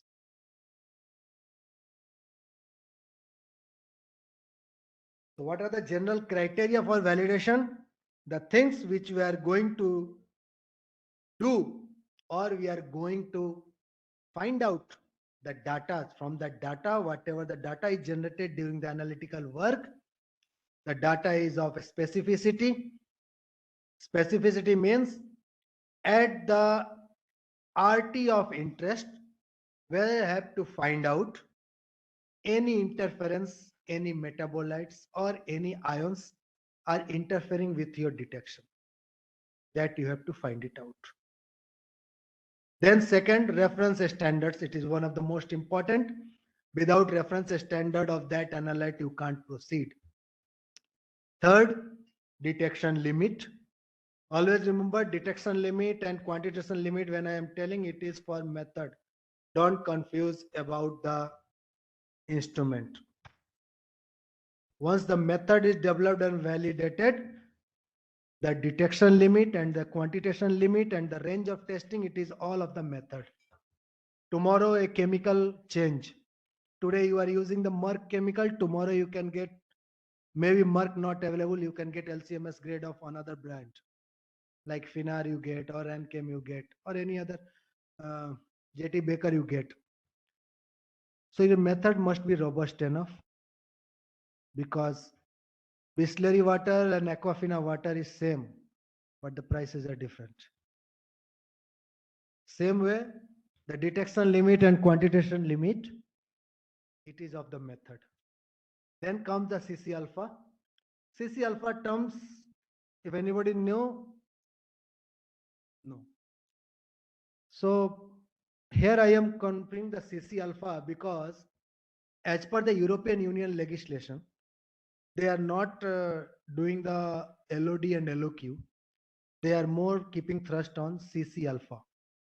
It is a decision limit at and above, the sample is non-compliant. So in the coming slides, I will explain how it is coming. It is very easier, but the terminology is CC alpha. Then comes the linearity. To quantify the samples, we have to define our linear dynamic range from lowest calibration level to highest, including blank, the range, the accuracy, precision, and finally robustness. How much your method is robust enough that in a change of simple chemicals or the extraction volumes or the final injection volumes or the change in little bit pH of your mobile phases, your method is robust enough. You have to verify and establish, yes, my method will work. And you have to do a robust study for that as per the guideline. So what is validation?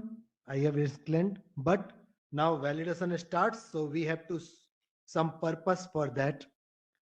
So it's a guidance through which we have to follow. Because in class, whenever we start reading first time in our life, the first word letter we are teaching either A in Hindi or Devanagari Lipi, O, A, E, or in English A, B, C, D. Who told it is correct? We don't know. Our teacher told us it is A, B, C, D. Our mother, father, or guru told us ye O, I, E hai. Then we have accepted it.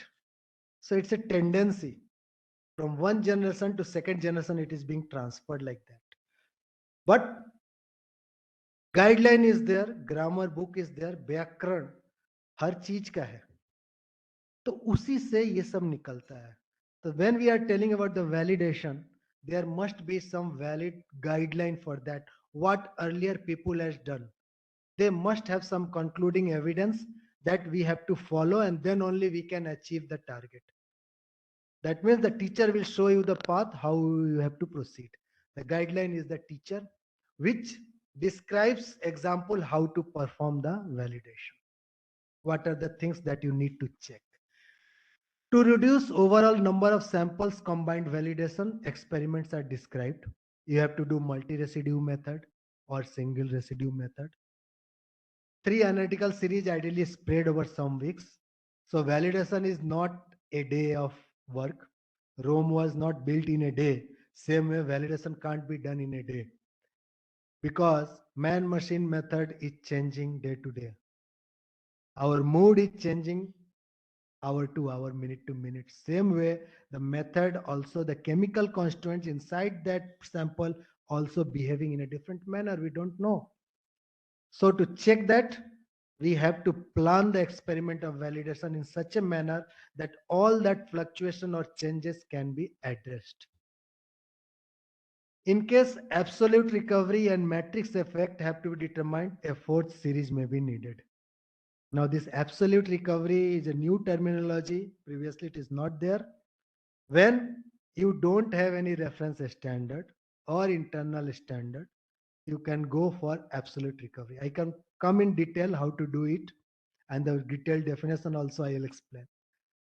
And the matrix effect is nothing but the matrix, meat matrix, or you can say it is a, if you see the nutritional part, it has 4 main parts: protein, fat, carbohydrate, ash, and moisture. Protein, fat, carbohydrate, ash, and moisture. Ash means minerals.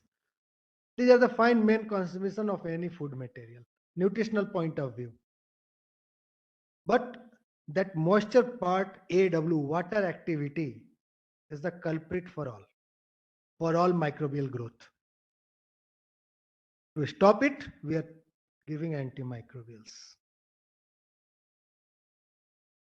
So we have to check each constituent's effect on the analyte. If it is fat rich, If it is protein rich, like meat is very protein rich. So protein has amino group also, carboxylic group also. When you are using the solvent, you have to counter these two. That meat is fat also, and the analyte in which we are going to detect it is alcohol group. Fat is dissolved in alcohol.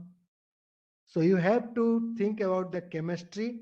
What is the analyte chemistry and what is the chemistry of my sample? Then only you can proceed for sample preparation part. That need to be validated. So minimum 21 different batches are needed to address all this. Batch means one individual matrix material coming from different animals. Different animals you can take.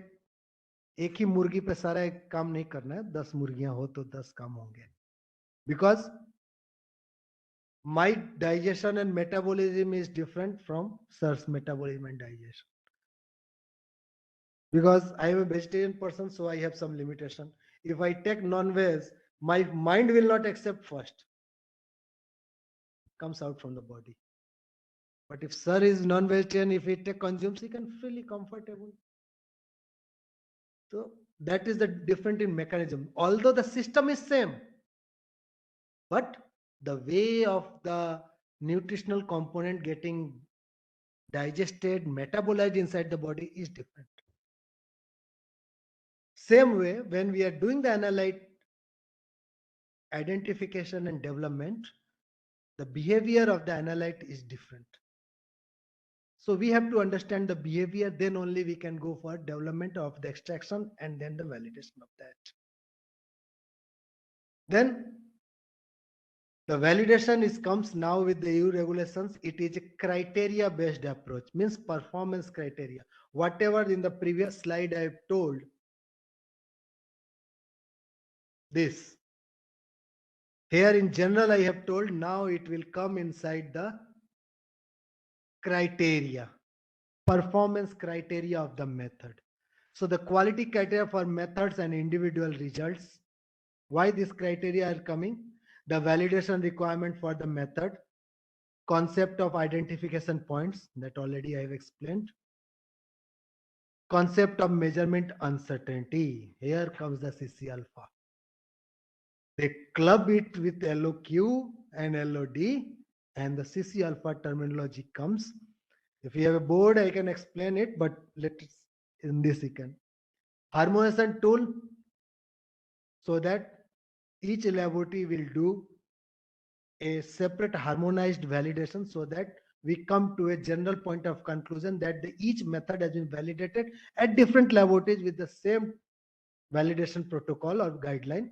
So there is a harmonization tool. Generally, the RPA reference point of action given by European Commission Regulation 1871/2019 and the validation protocol given as 808/2021. The performance criteria means requirement for performance characteristics according to which it can be judged that the analytical method is fit for the intended use and generates reliable results. That is the primary purpose of the performance criteria and the definition for the same. And that is same thing being implemented during the method development and validation. So before proceeding further for validation, just have a look about the reference standards. What is reference standard?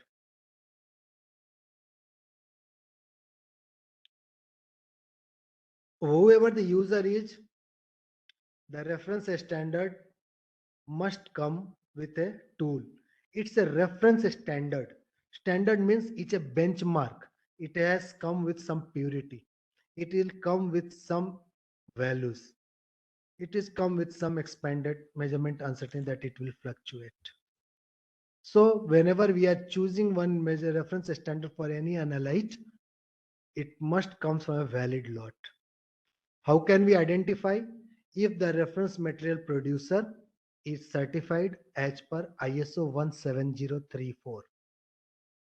He must be certified and manufacturer of reference material as per ISO 17034, and it must have a metrological traceability for that lot, then only we have to accept it.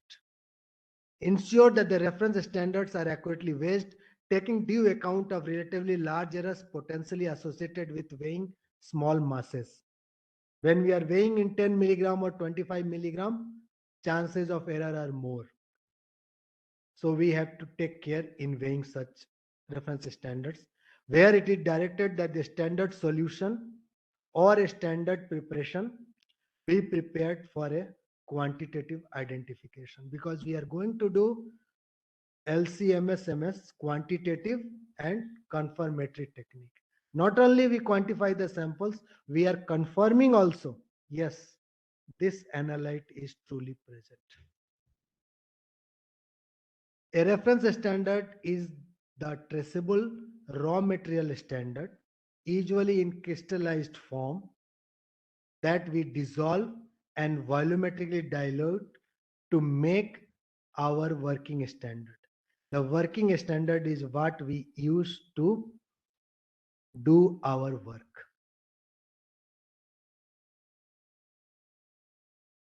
So once we got the reference standard, how we are going to prepare the stock solution? We have to see the purity from the reference material from COA, Certificate of Analysis. Then we have to check the salt associated with that.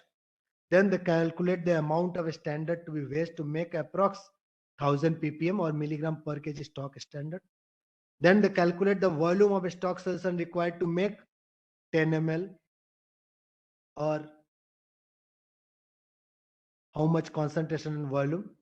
Then 10 milligram weight standard diluted 10 ml with methyl HCl will give you 1000 milligram per kg and 1000 ppm. So how to do the purity correction? For example, if an X standard has 98% purity and you need 100% and you have to prepare 1000 ppm of that pure standard 10 ml. So 100 multiplied by 10 divided by 98, you got 10.20 milligram of 10 ml. So you have to waste 10.20 milligram and dissolve in 10 ml to get 1000 milligram. But if a salt associated with that, for example, tetracycline hydrochloride, it never comes in free form. So you have to do the salt correction. The mass of the standard is 481.5. You have to do the salt correction, subtract HCl from the total mass, you get 445. Now 481.5 into 10.20 divided by 445, you got 11.03 milligram standard to be dissolved in 10 ml solution, 10 ml solvent to get 1000 ppm or milligram per kg of a stock solution. This is the standard correction or the standard process of preparing the reference standard. Then after preparation of the reference standard, we have to prepare the intermediate and working standard for regular routine use. So here the general formula N1 V1 is equal to N2 V2 is as follows. You have the N1 10 milligram per kg, 10 ml V1, stock standard available 1000 milligram per 1000 ppm solution available, and you have to prepare 10 ppm from that. 10 into 10 divided by 1000, 100 microliter in 10 ml, you can get 10 ppm. Like this, you can prepare the working standard also. So here I have given one example from that preparation, how we are going to prepare the matrix standard for quantification. If we are going to do a matrix match calibration or a matrix based calibration, there is a difference between those two. Matrix match, that you have to spike the sample initially, then do the whole extraction process and then inject into the system.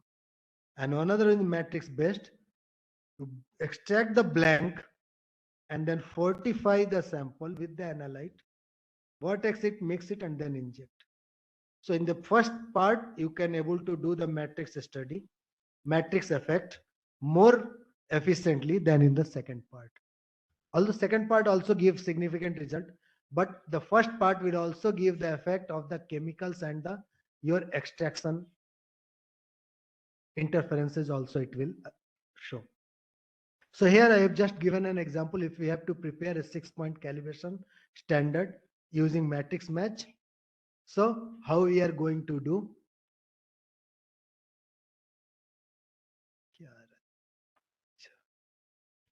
Calibration using standards prepared in an extract of the commodity analyzed or of a representative commodity.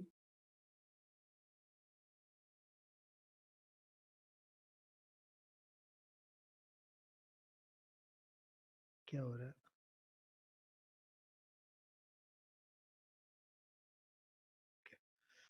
Effects of co-studies on the determination system. Such effects are often are predictable, but matrix matching may be unnecessary where co-stacks is proved to be of insignificant. Chromatography, anybody heard? Okay, I will explain that. If we are doing simple chromatography, by you got a separation, you got a quantification. Sometimes parallel run of its co-extracts shall be done to get a more confirmation. That is simply what chromatography. So how to do the 6-point calibration, how to prepare? Suppose your MRL is 0.30 and your range of testing from 0.25 to 2 ppb. NFM 1 ppb and your range of testing linearity is 0.25 to 2. So 0.25 of MRL, 0.5 of MRL, 1 of MRL, 1.5 of MRL. So you have to prepare 0.075, 0.15, 0.3, 0.4, 0.6 for cap and 0.25, 50, 1, 1.5 and 2 of NFM. So sample weight is 2 gram or 4 gram. The spike concentration, suppose it is 1 microgram per kg. Sample weight is 4 gram. Working standard you have prepared of 50 ppb. So how? 1 into 4 divided by 50 into 1000, 80 microliter of 50 microgram per kg. In the sample, we get a final concentration of 1 ppb. So this is the added concentration. After analysis, what the recovery we get, this minus that we got, divided by what we got into 100. We got the recovery percentage. That is trueness. It is nothing but trueness. So confirmatory methods. Now I am talking about the confirmatory method. For prohibited or unauthorized substance, the CC alpha shall be as low as reasonably achievable. So from where the CC alpha comes, once the measurement uncertainty attached with that, the CC alpha come. So it should be as low as reasonably achievable. For prohibited or unauthorized substance, that is totally banned, for which RPA is established. RPA means reference point of action.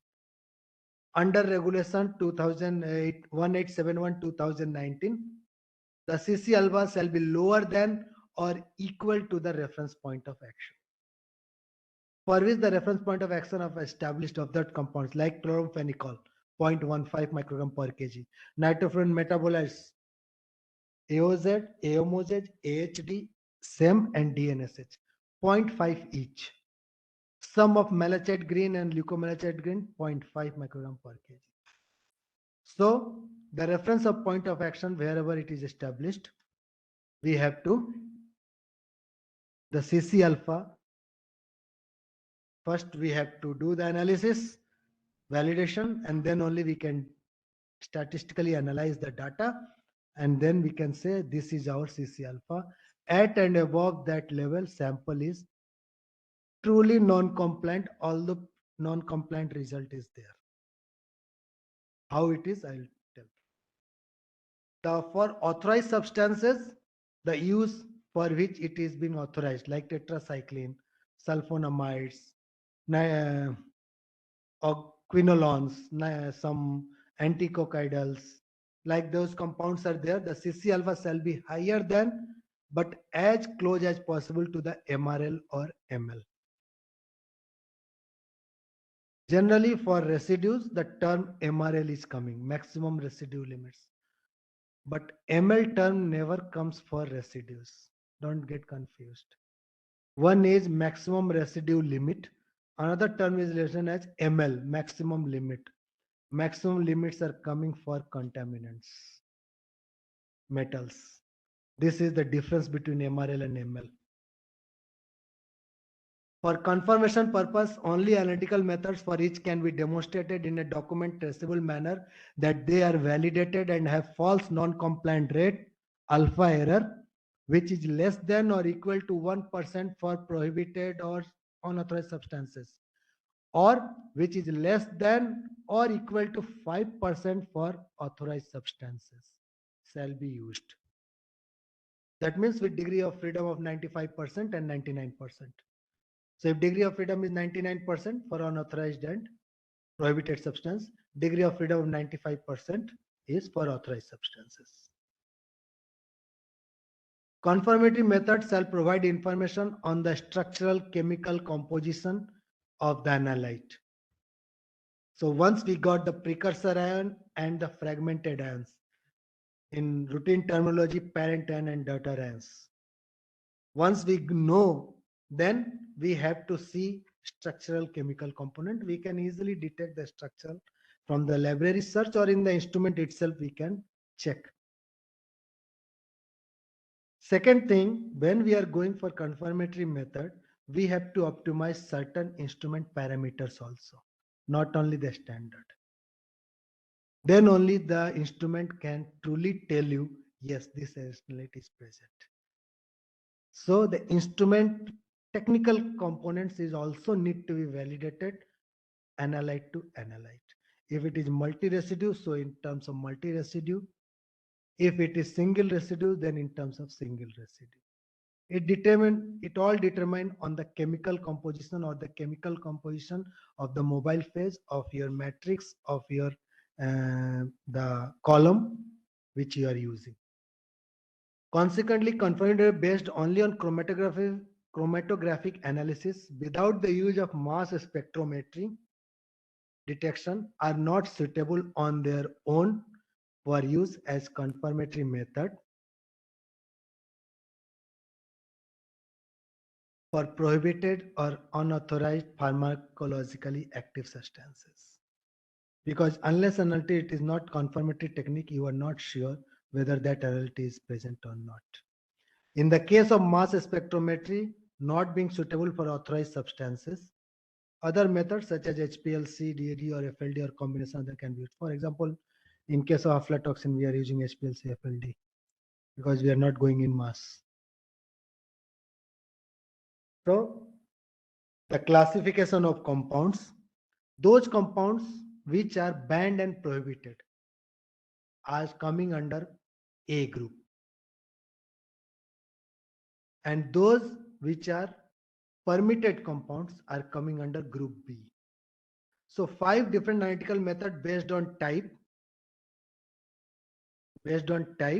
screening, confirmation and group of analytes A and B, determination, qualitative, semi-quantitative and quantitative. Different performance criteria are of importance depending on combination. Sometimes A and B group both are combined together. Like phenylbutazone is a B group compound, but it is combined with thiamphenicol. It's a A group compound. So when we are doing analysis, we have to see permutation combination, how we are doing. If we are doing the multi-residue methods, one is group A compound, one is group B compound. So we have to take care accordingly. The performance criteria should not be similar for the same. Although the validation and instrument and extraction, method extraction and instrument all are same, but the performance criteria for both are different. So based on that performance criteria, what need to be done? It is given in the regulation number 808/2021. The same the table I have put it here.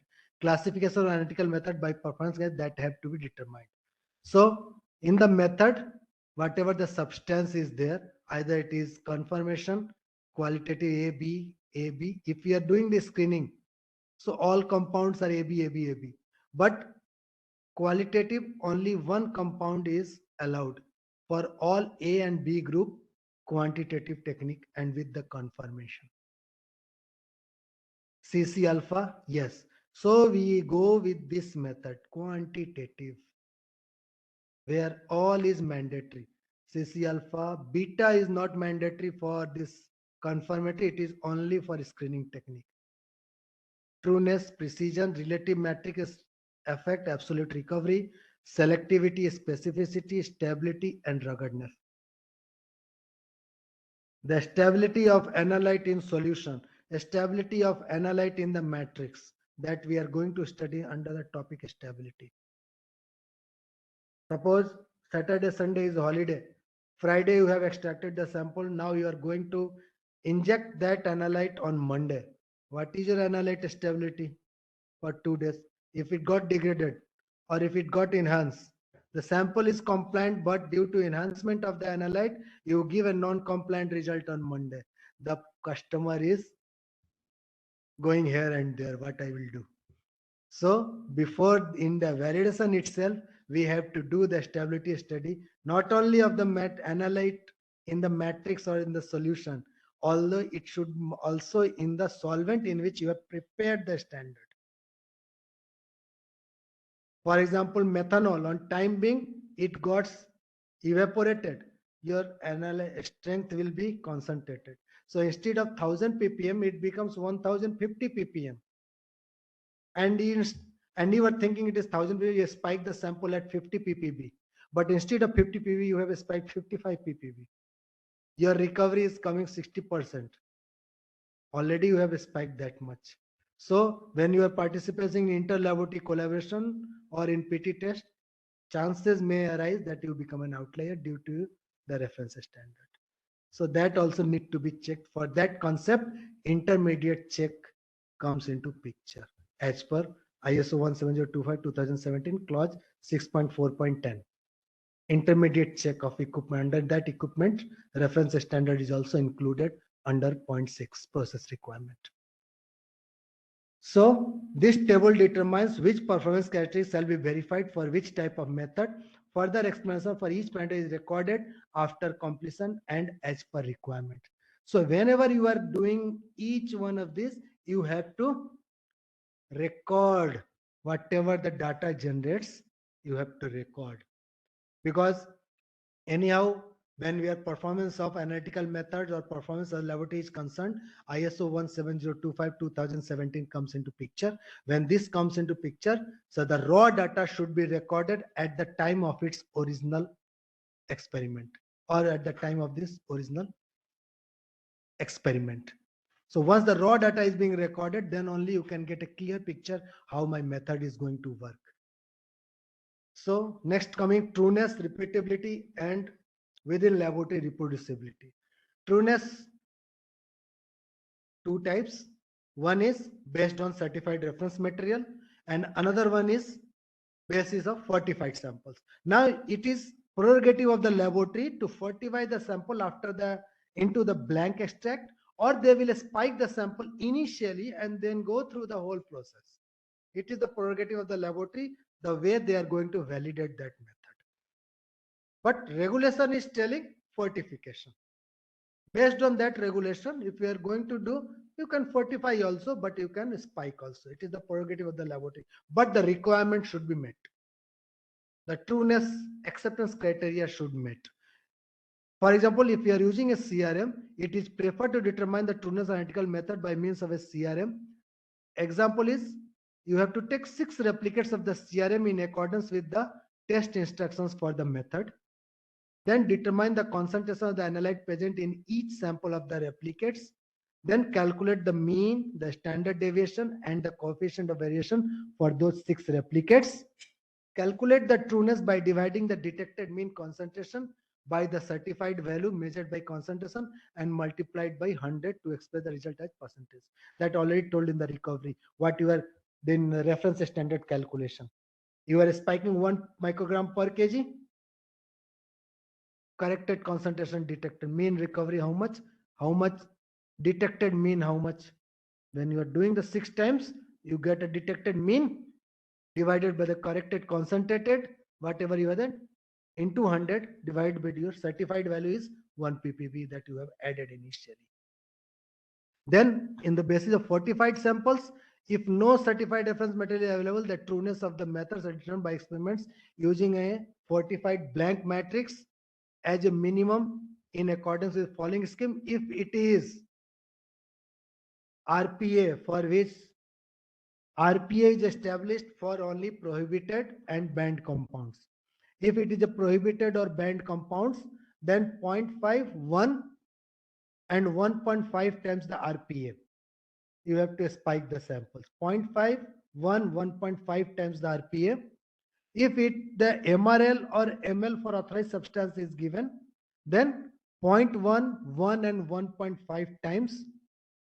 And if the lowest calibration level for unauthorized substances you are going to take for the calculation of CC alpha, then in that case 1, 2 and 3 times the LCL for unauthorized substances for which no RPA has been established. For example, steroids, nitroimidazoles. It's a banned and prohibited compounds, but the RPA has not yet established. So in that case, you have to take 1, 2 and 3 times the LCL, lowest calibration level. At each level, the analysis shall be performed with 6 replicates. For example, 0.5, 6 replicates, 1, 6 replicate, 1.5 to 6 replicates. So total how many? 18 replicates.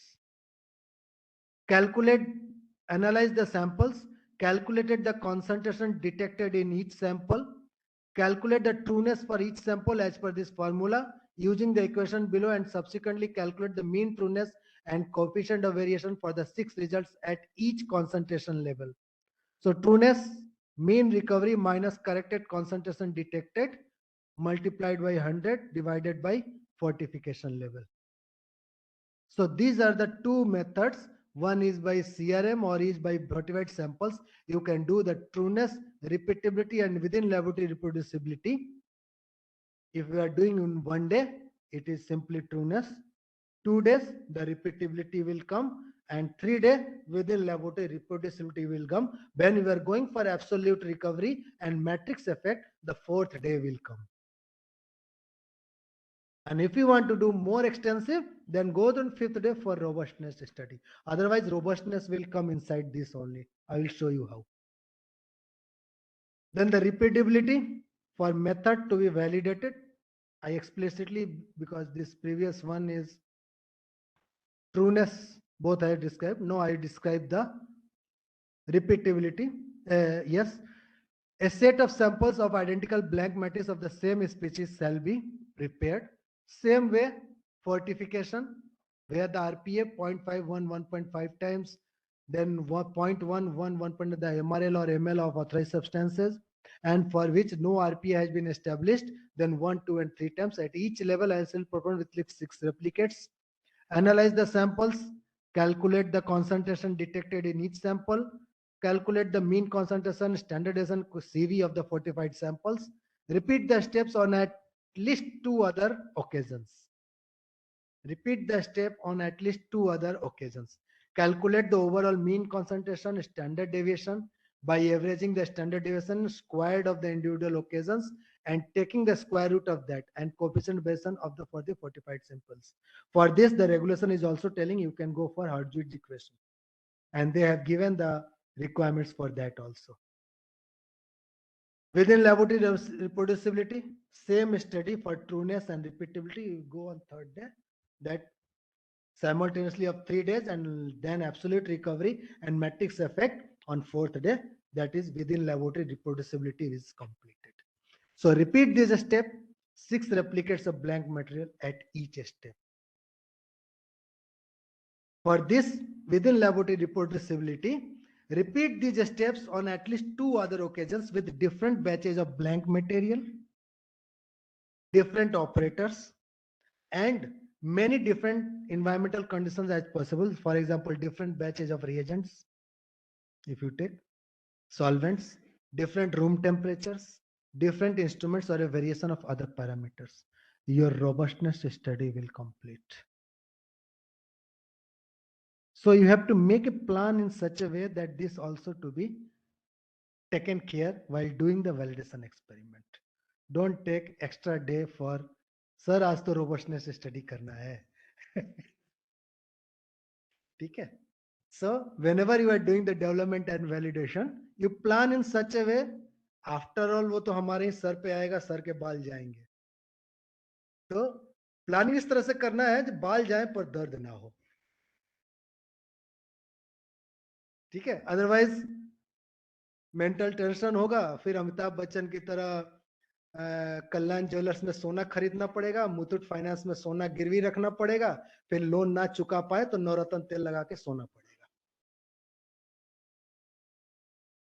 ठीक है, so we have to plan in such a way that this tension should not come. Neither we have to buy heavy, that means heavy precious reference standard, such a matrix which is not available. We have to put extra cost for that. So anything validation, verification, or any study, we have to first target the economic feasibility of that. Man machine method. So whatever is going to do, whatever example I have given just for laughing, but if you think seriously, scientific way, whatever you are going to do, it must have some economic feasibility as well as valid scientific justification. Because if we are going to purchase, we are utilizing any kind of money for the organization, we have to justify it, why it is required. So public health is of utmost importance. For public health, this analysis is required. And for this analysis, this standards, reagents, chemicals, man-machine method is required. So the same way, if we are going to do different batch of reagents, on first day we take a Merck. Second day we can take JT Baker. Third day again repeat Merck. Whatever is available of different batch. You can see the difference. Solvents we are preparing methanol or acenon in the mobile phases. We can change the composition, or from different batch we can change. Different room temperature. The room temperature for running the instrument is 22 degree plus minus 2 degree. We can make it 25. Or the thermostat column compartment, it is running on 25 degree, we can make it 27 or 22. We see whether my RT is shifted, whether my identification point has any reference, whether my signal to noise ratio is fluctuating, whether my ion ratio is fluctuating, whether my ID points is get deviated, whether my precursor ion response is getting slows or it is enhanced, whether my daughter ions is coming properly or not at the target and a level of interest, that we can check. Different instruments, this is little bit more economic feasible. If it is available, then it's okay. Otherwise, one instrument, one man. But we can have different batch of reagents, solvent, different room temperatures. But man and machine has little bit costlier nowadays. Or a variation of other parameters. Instead of 4 gram samples, you can take 1 gram sample. Instead of 10 ml of acetonitrile for extraction, you can use 5 ml and see. So this permutation combination NCR, you have to check. The probability of the coming and not coming is also you can calculate. Then comes the selectivity and specificity. The power of discrimination between the analyte and the closely related substances shall be determined to the best possible way. For example, what are the things? Interference of homologs, isomers, degradation products, endogenous substance, analogs, metabolic products of the residue of interest, of matrix compounds or of any other possibly interfering substances shall be determined, and if needed, the method shall be amended to avoid the identified interferences. So this need to be identified in the specificity or selectivity study, so that in the routine use, when you are after validation, it is used, such interfering substance if comes, we can easily identify. अरे ये तो इस matrix से यहाँ से आ रहा है, और this is a protein rich, it will come. Or if it is a fat rich, there is a peak just before our analyte level of interest, high peak. For example, when you are doing histamine analysis in HPLC, at your level of interest is 100 ppm, but one interfering peak is coming from the mobile phase combined with the protein particle of the fish, If it is 100 ppm area is 20,000 MAU, it will come 2 lakhs. So your peak is suppressed. It is looking nothing is coming. But in that case, that doesn't mean the instrument is not or the method is not sensitive enough. You have to start the monitoring after that. Because your run time is from 0 to 8 minutes. And that peak is coming at 5.2. And the peak width is from 5.1 to 5.4. Your start of observing your analytic peak from 5.4 to 8. So what happens? Your instrument will show only histamine peak. There is an option in the HPLC chromatogram. When you are going to see, don't see the whole window 0 to 8. You see where your RT of interest. Then only you can choose the selectivity specificity study. You start monitoring from 5.4 because you know before 5.4 there are so many interferences are coming in each sample. But actual my analyte is coming after 5.4 minute only. So start monitoring from 5.4 to 8. Then only you can be comfortable. Yes, this is my level of interest. This is my RT of interest. How much fluctuation is there? Any interfering is coming. Those interference are mandatorily till going to come. But it should not interfere with your analyte of interest. So that need to be studied. One case of aflatoxin or mycotoxin M1, aflatoxin M1 in milk. There are so many interfering substances are coming. If it is high fat milk, buffalo milk, can't imagine near your level of interest, high signal to noise will come. Your signal to noise will, your LOQ, at your LOQ signal to noise, your interfering substance signal to noise is like signal. So you have to choose judiciously, selectivity and specificity. Then you have to minimize. How to minimize this fat? You can add hexane initially in the sample during extraction to dissolve the fat so that whatever remains is your analyte only. Fat get dissolved. But in the same way, you have to also take care that your analyte also will not go with hexane because pipetting is very sensitive. The hand is very sensitive. Like if your hand is shivering, sometimes I've seen analytical laboratory, people are using the pipette and like this, a hand are shivering. So instead of 100 microliter, 1000, they are maybe adding, instead of 1000, they are adding 400 microliter only. The result will definitely differ. And they don't know why it is differing. So it is always advised why it is written. In previous slides, I have shown man, different operators. Why it is shown? There is one terminology called replicate study and duplicate study. Same sample divided into two, give as duplicate. Replicate if it is two persons. Duplicate sample but analyzed by two persons. Then it's a replicate study on the same day. Then you get a clear picture. Why we are saying doing, if any non-compliant result we can do in duplicate and a spike in the same sample, we can get a clear picture. If any error comes or due to this happening, if anything happens, because in analytical field, nothing is impossible because everything is I am possible. You don't know from where it is being possible, but every analyte and everything is telling I am possible. You have to find it now. Research. That means research. We are doing our masters and PhD thesis. We are submitting, finding new. It is all discovery. Sometimes once in a while we find something new, eureka, eureka. But everything is research. It is already there. We have to find out judiciously and make a value addition to that. Then only that research will be successful. For that research, this validation is one of that.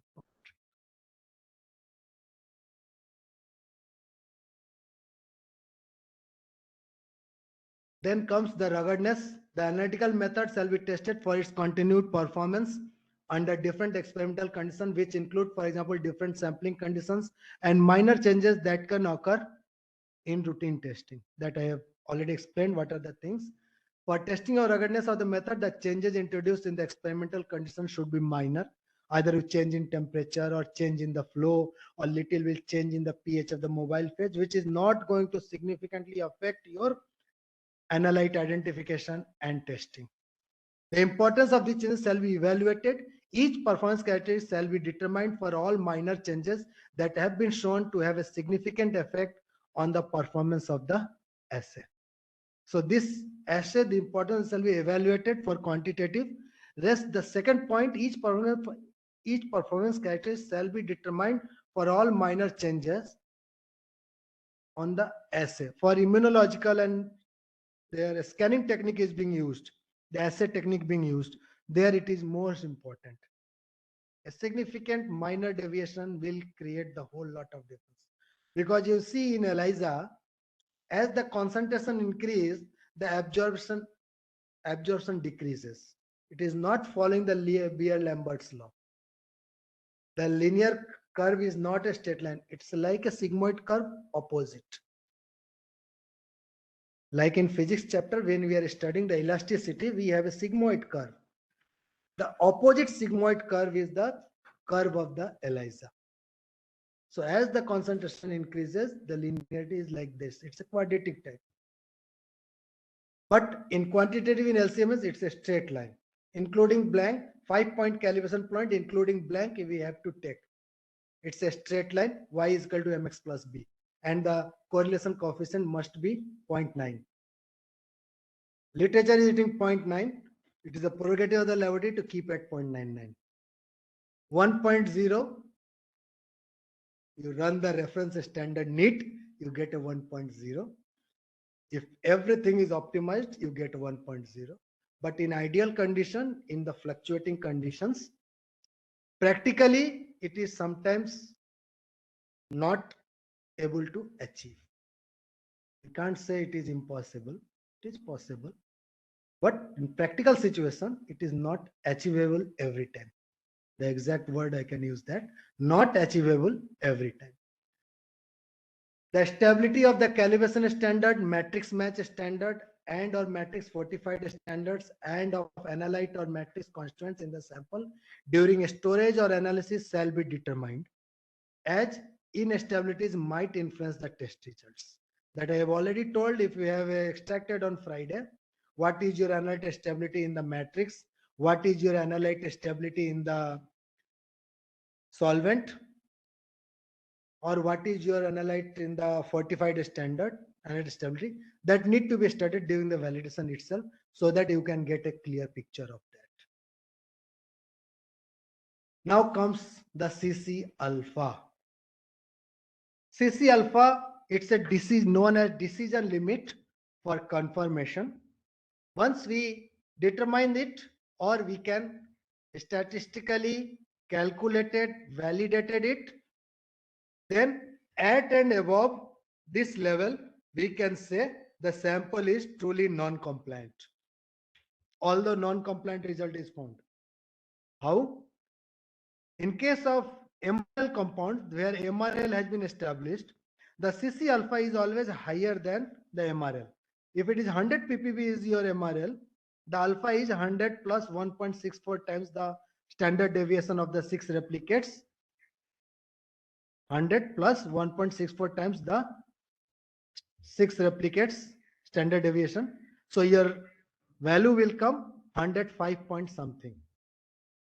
So if you got a value of 101 ppb in the sample, but it is less than 105. Strictly saying, in case if you consider MRL, the sample is non-compliant, but the decision limit is CC alpha. Although non-compliant result is found, but your sample is compliant. Because CC alpha is nothing but measurement uncertainty on one side, positive side, has taken into consideration. But in case of prohibited and banned compounds, it is equal to or less than for which the RPA has been established, or for which the RPA has not been established, the same principle, equal to or less than your MRPL or whatever the MMPR, minimum method performance requirements, that I will come next. So for the calculation of CC alpha, there are 3 methods that has been given.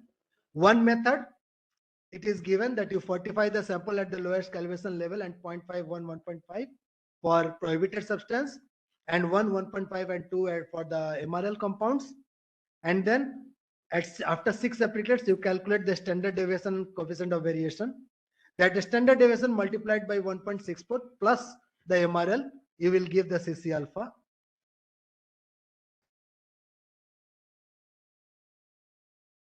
I need a blackboard and chalk that explain. I will explain it. It's a uncertainty factor given by the regulation. By statistical analysis, suppose this is your MRL. This is your MRL. This is your CC alpha. You can draw a curve. Okay. And another curve like this. So you start from here, blank. So one curve is here. Another curve is starting from the base to here. So this is your decision limit and this is your MRL. Where is the constriction is there? Here both the curves are being division. There are chances of false positive and false negative. To counter that, this measurement uncertainty is already taken on the right side, that if anything happens, this is my decision limit. If anything happens, it should not go beyond that. If anything goes beyond that, the sample is truly non-complete.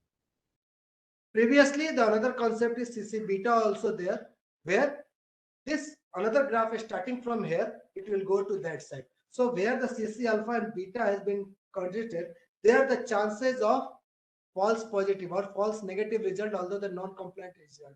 So we have to do the CC beta so that sample is truly non-compliant and my detection capability is there to establish that CC alpha.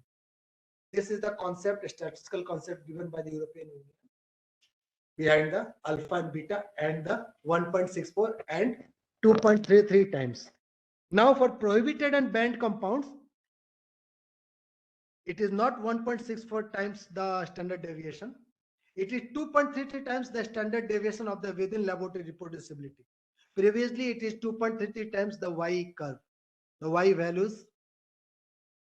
Then method is applicable to quantitative assays only. Decision limits obtained with this approach shall be verified by analyzing blank matrix fortified at the calculated decision limits. That means once your decision limit alpha has been calculated, you have to establish it and you have to verify it. Yes, I can able to achieve it. If it is a prohibited and banned compounds, it is at 99% level of confidence that out of 20 times you have to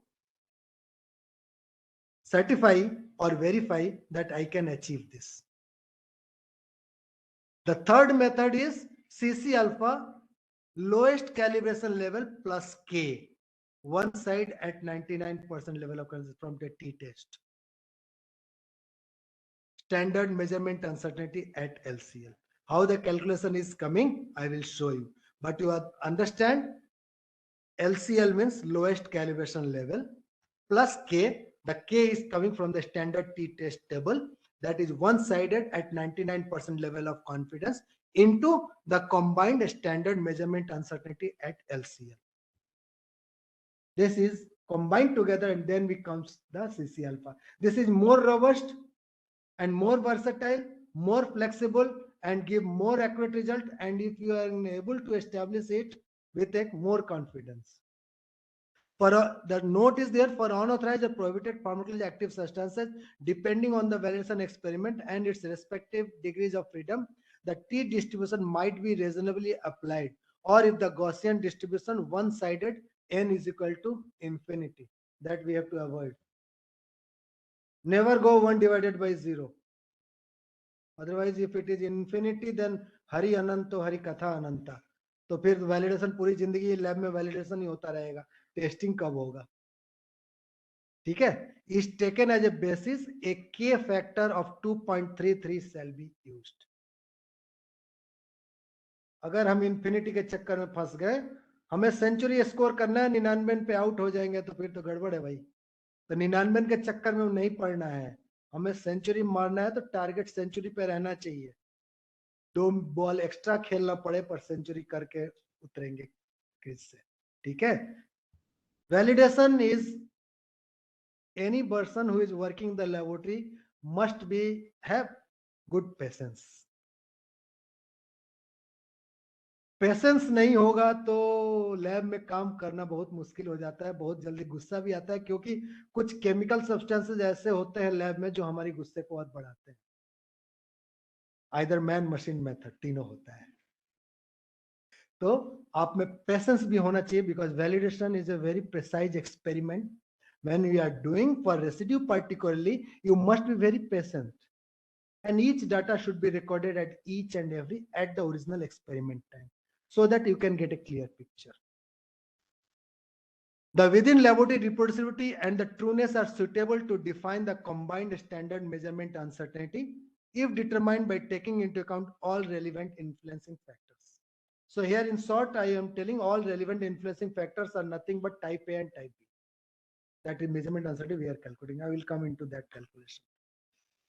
For authorized substance, same formula is given, but here it is given. The within laboratory reversibility and the trueness are suitable to define the combined standard measurement uncertainty if determined by taking into account all relevant influencing factors. Here also it is same.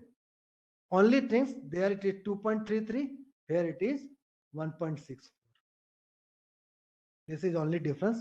And then for pharmacology active substance, for which the MLA established for the sum of difference and the CC alpha of the substance with the highest concentration in the sample shall be used as the CC alpha to assess the sum of substance in the measured sample.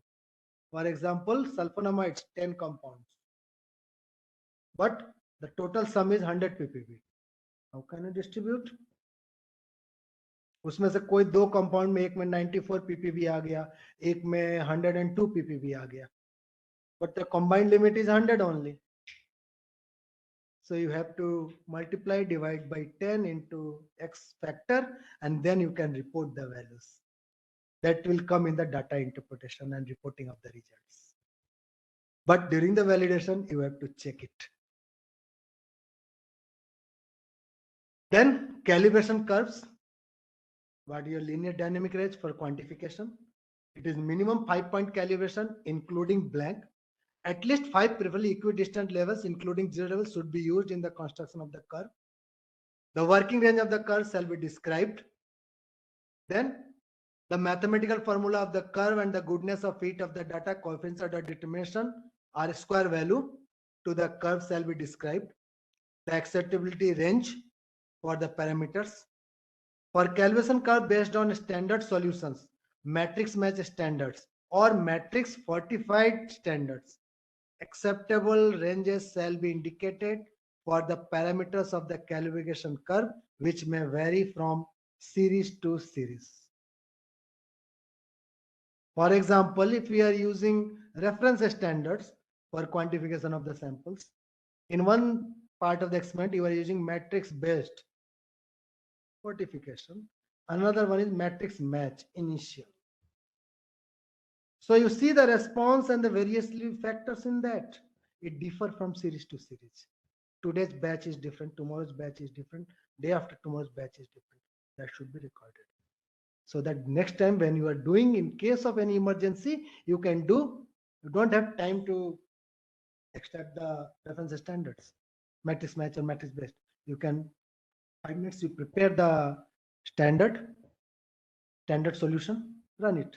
You know the variable factors in the instrument, you know the variable factors in the method preparation. If you note that variables and what is the fluctuating, you can able to quantify the samples in an effective way. Okay. Here comes the absolute recovery. This is the new terminology given by European Union under the regulation EC 808/2021. The absolute recovery of the method shall be determined where no internal standard or no matrix fortification calibration is used. Here only you can do the absolute recovery.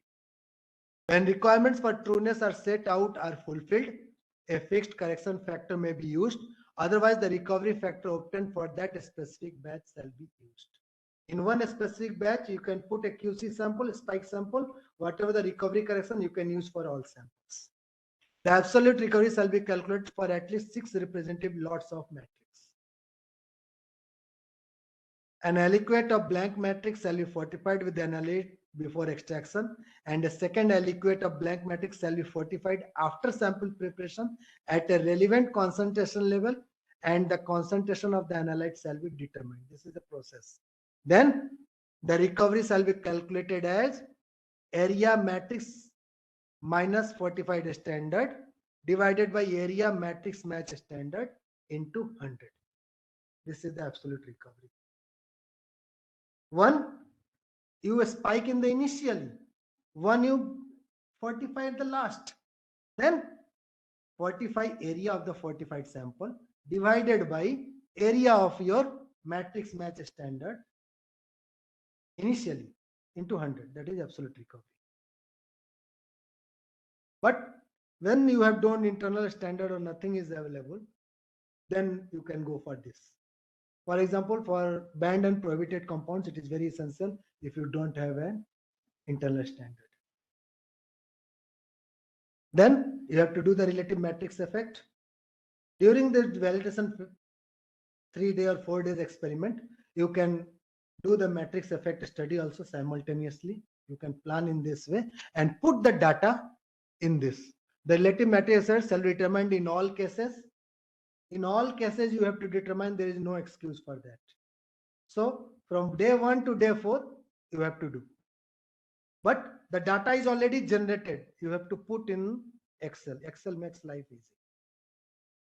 This can be done either as a part of the validation or in separate experiment.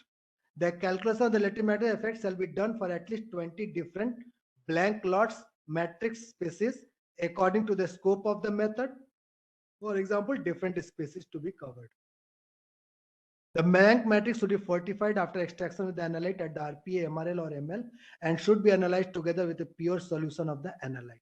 Then matrix effect standard, peak area of the MMS standard or peak area of the solution standard divided by that. Matrix factor internal standard, matrix factor standard normalized for internal standard. In this way, you can do the relative matrix effect on your standard, on your internal standard or on your reference standard.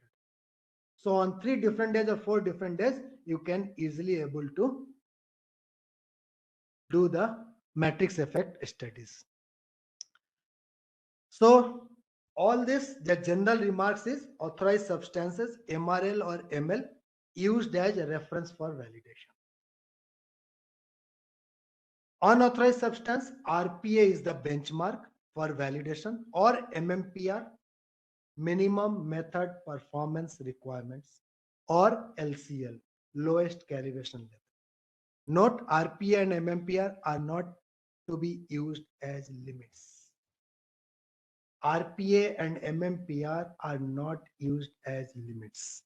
Method shall be validated at concentration levels as low as reasonably achievable. So validation levels, RPA, for which RPA is established. Where RPA is not there, MMPR, minimum method performance requirements.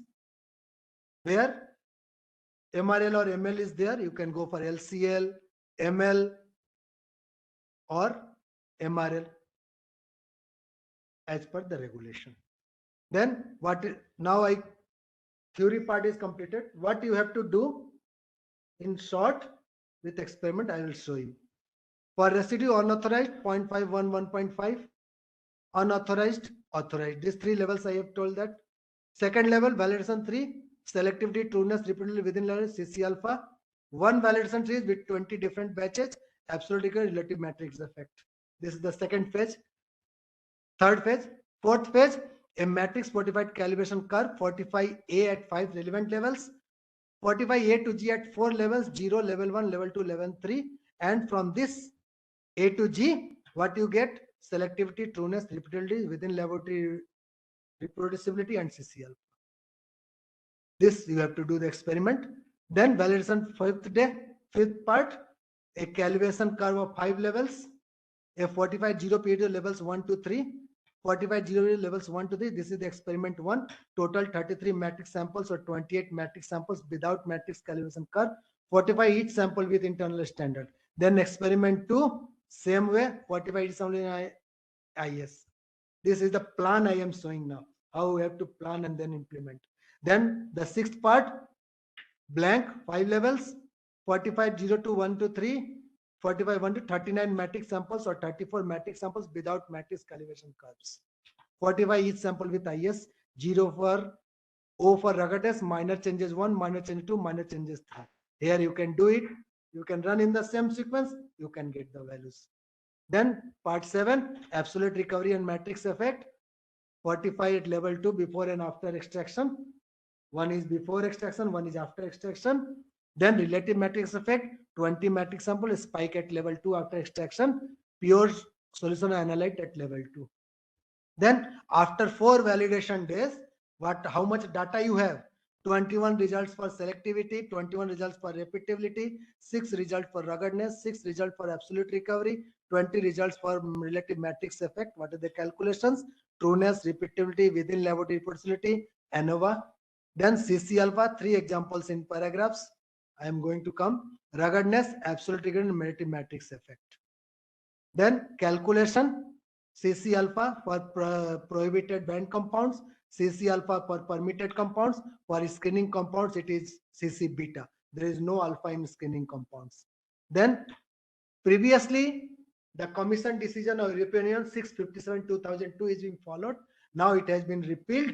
That means it has been withdrawn. And now from 28 November 2022, the Commission Implementing Regulation CIR 808/2021 is in force. So whatever I explained, it is as per 808/2021.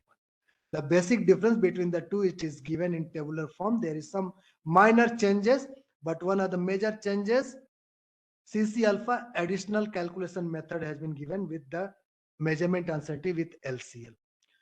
So now see in my laboratory what I have done. Based on regulation variation statistical analysis, I have a standard concentration. Then what I got, what are the area I got the LOD, LOQ from here. I meet the criteria here, set 1, set 2, set 3. Second day, I do the accuracy study. From that only I can get accuracy at 0.125. This year I am doing for DNSH. Okay, my trueness acceptance is this much. Now I got 109.9 within the range. This is 3-day repeatability and reproducibility study, and all 3 are range. You can see now -50 to 120 is not acceptable in routine testing or in assessment process.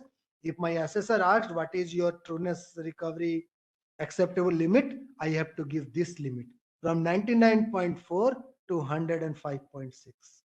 This is my acceptable criteria for trueness and recovery in routine testing or in assessment, not -50 to 120. If routine testing, if we got -60, you have to repeat the batch. There is no other excuse. You have to repeat the batch. This is the 3 reproducibility study. Then robustness study. Then this is the lowest calibration level I have taken and checking the contribution of measurement uncertainty error in the fishbone diagram, and then I have plotted in the type A and type B, and then how much it is contributed, then combined uncertainty, lowest calibration level, and the decision limit is calculated. LCL plus 2.33 times the combined uncertainty is my CC alpha. My limit is 0.5 of DNSH, and I got a CC alpha of 0.249. It is equal to or less than the RPA. Equal to or less than the RPA. So it is less than RPA, not equal. So 0.25, and the same thing I have established. So after this whole experiment, I have with me my validation plan, my raw data, the interpretation of raw data, and the conclusion. The method is fit for intended use and it can be used in routine testing. Thank you very much.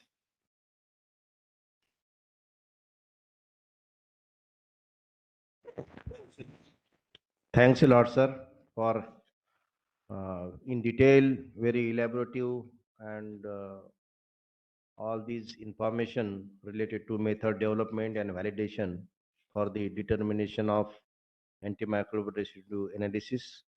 Very excellent way you have covered all the information. Now I request the participants if you have 1 or 2 questions. Participants, please.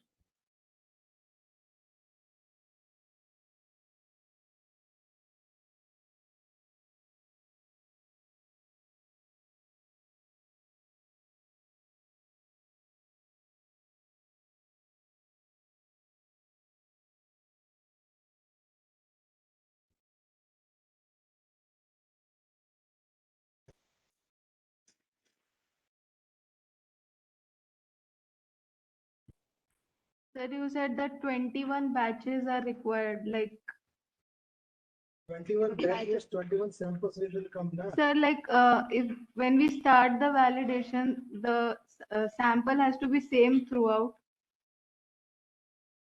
Extension and other activities. So many more achievements are there. So I will not miss because already we are late. So now I invite and request sir to present the topic on sources, detection and quantification of antibiotic residue in animal origin food. Jende sir, please. Okay. Thank you, Dr. Vaidya. So I will not take much time because most of the part of my topic is already covered by the previous speakers. Okay. So I will just brief about what are the sources of this antibiotic residues will come into the animal origin food. That I will highlight more. And the techniques and all this instrumentation part already covered by the today's and yesterday's speaker also. So my topic is very easy now. Next. So as you know that there is always, while discussion, next. While discussion, there is always, confusion that what is antibiotic, what is antimicrobial. Okay. So there are always confusing terms amongst the students. Okay. So you should know that what is the exact, what is the basic difference between the antibiotic and the antimicrobial. So antibiotic is nothing but it is a compound, either it is synthetic or the non-synthetic or the natural. Okay. So which acts on bacteria. Okay. So that is called as an antibiotic. And antimicrobials are those compounds of the synthetic or the non-synthetic or the natural compound which acts on the bacteria, virus, fungus or parasites. Okay. So that is this is a basic difference between antibiotic and antimicrobials. So generally, what are the legislative agencies like APSSI or other foreign agencies like US FDA, EEC, Codex? Okay, they gives separately the MRS for the antibiotics as well as the antimicrobials once it is involved in the animal origin food. Next. So this antimicrobials like okay, this includes antibacterial, antiviral, antiparasitic, antifungal, depending upon the organisms involved. Next.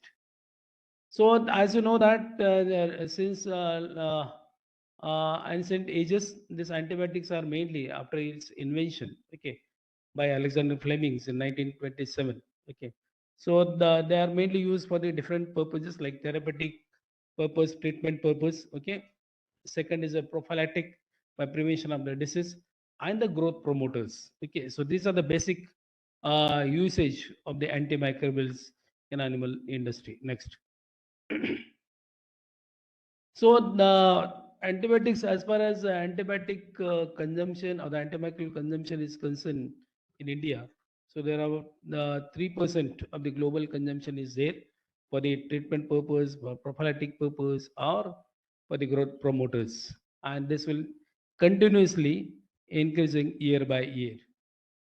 And because of this use of this antibiotics, in this indiscriminate way, or it is at higher dose, higher frequency, okay, the wrong dose of the administration. So this may causes the residue identification into the animal tissues. Next. So these are the different classes of the antibiotics. Okay, beta lactam, aminoglycosides, chloramphenicol, okay, glyceride. So these antibiotics are mainly the antimicrobials are mainly used in the animal population for the treatment, also for the human population. Next. So antibiotic residues or the antimicrobial residues, what is that? Residue, as our previous Amitabh Pandey, he has also mentioned. So whatever the antimicrobials administered, either it is by orally, either it is by administered by intramuscular or parenterally, it goes into the animal or the human body, and after its usage, so what are the remnant antibiotics are there? Okay, after excretion through the nasal feces, urine. Okay, So whatever the antibacterial or the antimicrobial traces are remaining in our tissue, body tissue, either it is meat, either it is kidney, either it is liver, okay. So that is called as an residues. So these residues, because chemical residues are not only the problem of 1 day or the 2 day. So if you are taking that antibiotic, antimicrobials for a longer period of the times, so that smaller amount of the traces amount of the antimicrobials, these are getting accumulating into the different tissues for years together, and then only it will exhibit the various different, the impact or the effect of that antibacterial residues in the different tissues. Because this chemical residues, whatever it is retaining in our body, it doesn't show immediate effect, okay. So it requires an accumulative or the cumulative effect once it is consumed for the very long time, and then it causes certain effect on our body. Next. So this is here you can see here the consumption. You can see the India is a top one country. So consuming the higher amount of the antimicrobials for the treatment purpose, prophylactic purpose, or also the for the growth promoters. And maximum amount of the antimicrobials consumed in the animal industry is for the growth promotion. Next. These are the maximum residue limit, that is the maximum allowable concentration of the residues of these antimicrobials, which retains into the any commodities like muscle, liver, kidney after its usage. So this is called as a maximum residue limit. So these are the residue limits are given by the legislative agency of the different countries, like Asian countries of India have it's a different MRL levels. Then codex has a different levels, okay. European Union has a different levels. So depending upon their climatic conditions of their particular country and their usage pattern, so these MRL levels are get identified, okay. So these are the set levels of the MRS you can see here. This is as per the FSSI has given this MRL levels in the 2018 codex also, and the European Union. So you can compare these levels with the various commodities or the matrices like muscle, liver, and kidney, and it is monitored continuously for the safe whether our what are the meat we are consuming, whether it is safe for the human consumption or not. Next. So then how this antibiotic comes into the animal or the meat and meat product or the animal origin food? The number one is that this antibiotics, as I mentioned, they are mainly used for the treatment purpose, okay, or the therapeutic purpose. And if it is used in an excessive amount, okay, the larger doses or for the larger period of the time, so then it may causes the residues in various tissues, okay. Then improper dosage. Suppose if it is given 1 milligram per kg body weight, and if you are given 10 milligram, okay, so that is improper dose. And if it is for 3 days, you are giving for the 10 days. So these are the depending upon the person to person it varies. Okay, depending upon the how the animal responses, because each and every animal has its own immune system. So whatever the antibiotics or antimicrobials you are administering to the animals, so it gives the response to that antimicrobials administered depending upon its immune system or the immunity of that animal. So some animal requires a lesser dose or for the lesser period. Some animal requires the larger doses at a longer period of the time. So that may induces the development of these residues in a various body tissues. Then non-compliance to follow the withdrawal period. So whatever the animals are in the treatment, okay, so that time these antibiotics are released, okay, from the body through feces, urine, and also the milk, okay, the body fluids.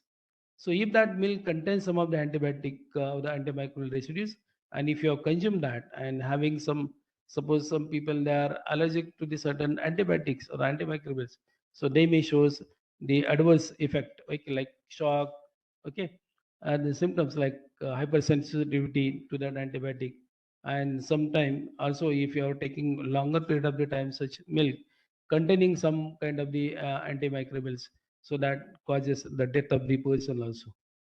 So these are the compliances we have to follow properly. If not, then definitely there may be chances of the development of residues. Non-enforcement of the laws. So whatever the precautions, whatever precautions are given on that, that labels on the antibiotic or the antimicrobial prescriptions. Okay, so we have to follow it properly. So while using that antimicrobials to the human or the animal.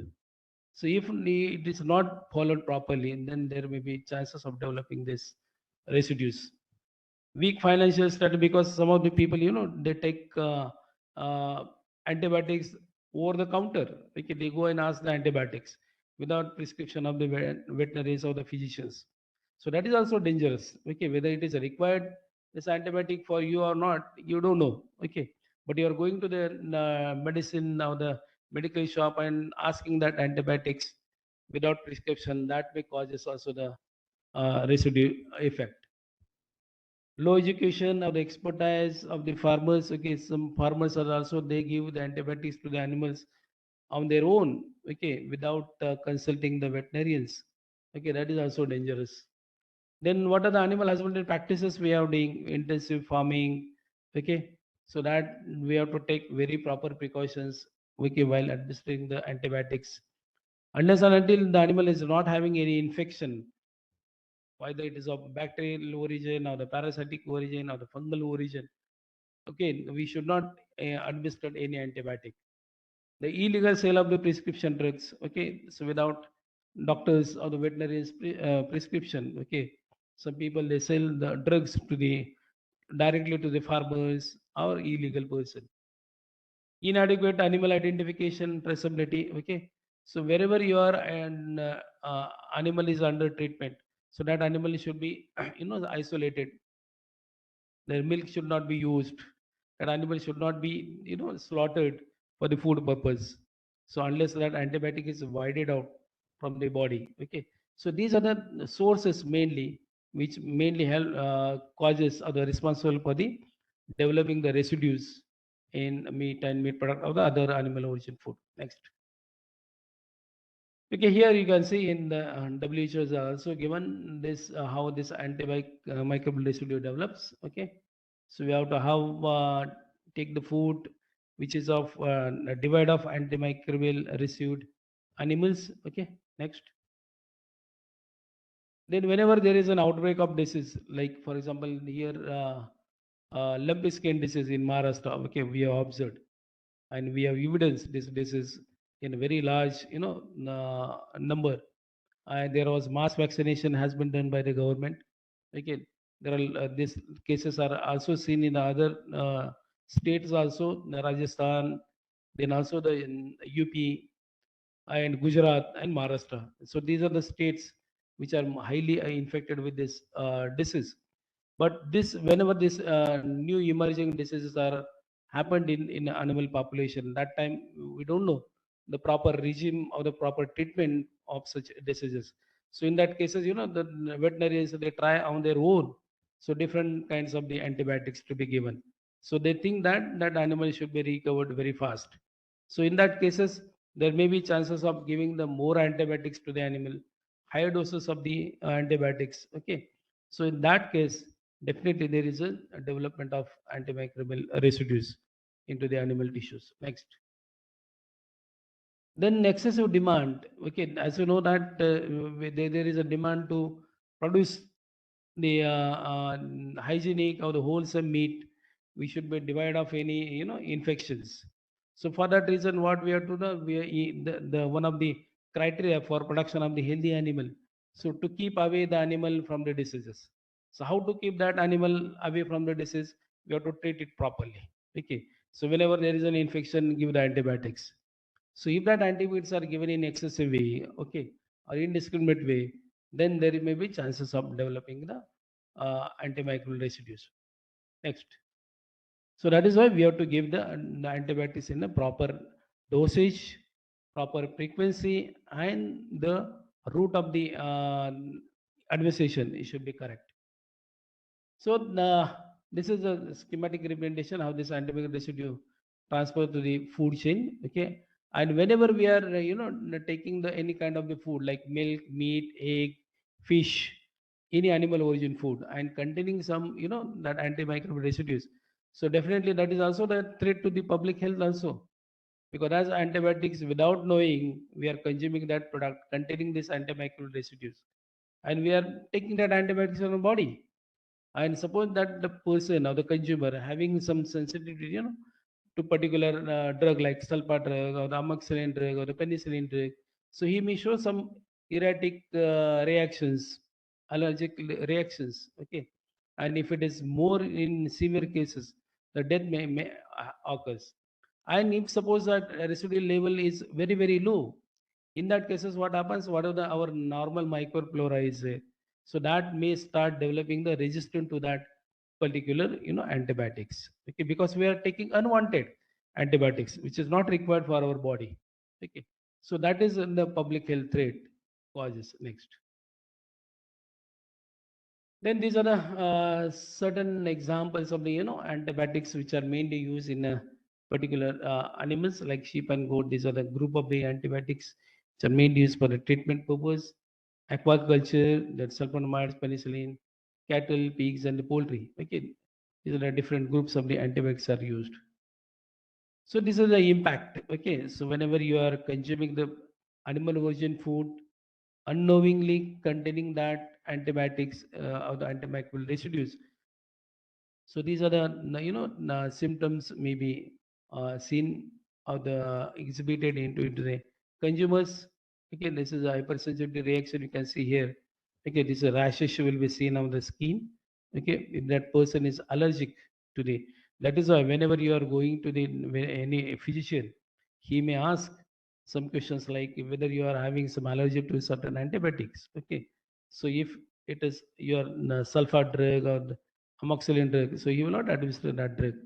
So these are the symptoms may cause into the human being. Other effect like carcinogenic effect, then disruption of the normal intestinal flora, then mutagenic effect, teratogenic effect. Okay, so whenever the even the administering drug into the pregnant woman, okay, so that time also we have to take more precautions. Next. So this is drug resistance, as I told you that if it is suppose small or the traces of antibiotics are present in the lesser amount, okay, into the animal origin food and you are consuming, and that if you are consuming for the longer period of the time, definitely that drug resistance will be developed into that particular microorganisms which are present in your intestine. Okay, and whenever you require that specific antibiotic like tetracycline, gentamicin, and you are having infection, so that antibiotics will not work.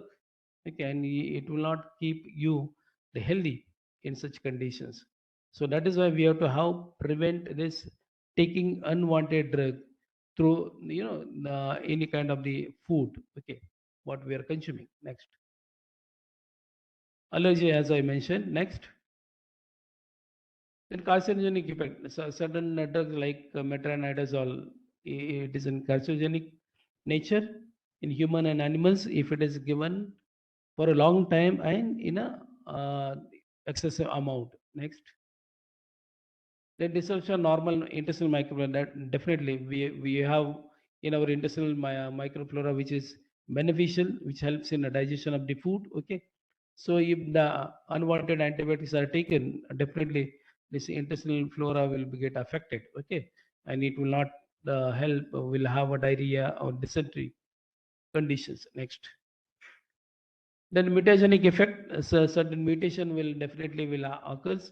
For example, like the alkalizing agent or the analogous of the certain DNA basis of the and also the streptomycin, which may causes this mutagenic effect on the consumers. Teratogenic effect, this is in case of the pregnant woman or the pregnant animal.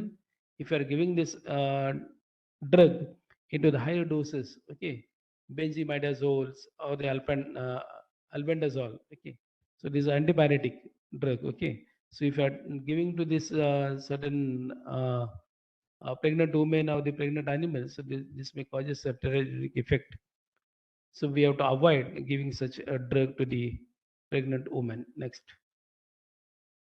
This is global economy. Definitely it will affect because whatever the product, animal origin product we are exporting to the other countries. Okay, so they also monitor this antimicrobial residue. They have their specific MRAs which are given to the particular antibiotics which are mainly used for the food animals. And if that antibiotics levels, or if it is wider levels, or it is more than MRLs which are prescribed at that particular country, definitely they will reject your consignment. Okay, they will not accept your product, and there will be huge loss to that particular country. So that is why we have to have see that whatever the antibiotics or the antimicrobials which are mainly used in the animal population, that has to be used very judiciously. Okay, following all the laws and the regulations which are given on their labels, and then definitely will keep the animal away from the diseases, and we get the good and healthy and the safe antimicrobial free meat and meat product. Next. So the detection and the quantification methods already you have learned. Okay, there are certain test or the methods available for the screening only. Okay, that is called as a qualitative test. Okay, so these are the only qualitative tests like ELISA, then array test, PCR, microbial level or the immunological based tests are available. Okay, TLC, the use of certain biosensors. So these are the methods which are mainly helps in detecting the whether it contains antimicrobial or not. Okay, so it doesn't give the what concentration of that antimicrobial is there. Okay, so for that reason you have to move it to the analytical methods. Next. So these are analytical methods. Here you can quantify, okay, their concentration, because this is mostly important. Okay, only detecting the certain component like antibiotic or the pesticide, it doesn't serve your problem. Okay, we have to see that what is the level of that antibiotics or the antimicrobials are there present in that particular tissue or the meat or any kind of the food. Okay, then only we can decide whether that product is allowed or the offered for the human consumption or not. Okay, so these are the methods available. So that is called as a confirmative methods. Okay, so these are the previous screening methods are there, like thin layer chromatography, that is paper chromatography, or the plate chromatography, enzyme linked, that is immuno assay based method, pyramid test method, four plate method. These are the screening methods. See, we here, because these are the methods which are used in the laboratories to just reduce the load on your analytical methods, because analytical methods are very cumbersome. Okay, you have to have their solvents or the chemicals are very costly. So to prevent that, you can do it the screening method first, and those screening methods showing the positive test, then only same sample you can apply it to the for the analytical. Okay, because if you are doing 100 samples and out of that only 2 samples are positive, so only 2 samples you can analyze with the analytical method. So analytical methods like HPLC, then HPTLC, LCMS, LCMSMS. Okay, these are the confirmative tests where you can quantify the particular product. Okay, next. So I will not go in detail because already in the earlier speakers they have covered all these methods. Next. Immunological, that is ELISA kit. Next. These are the commercially available kits. Okay, we can ask any the suppliers.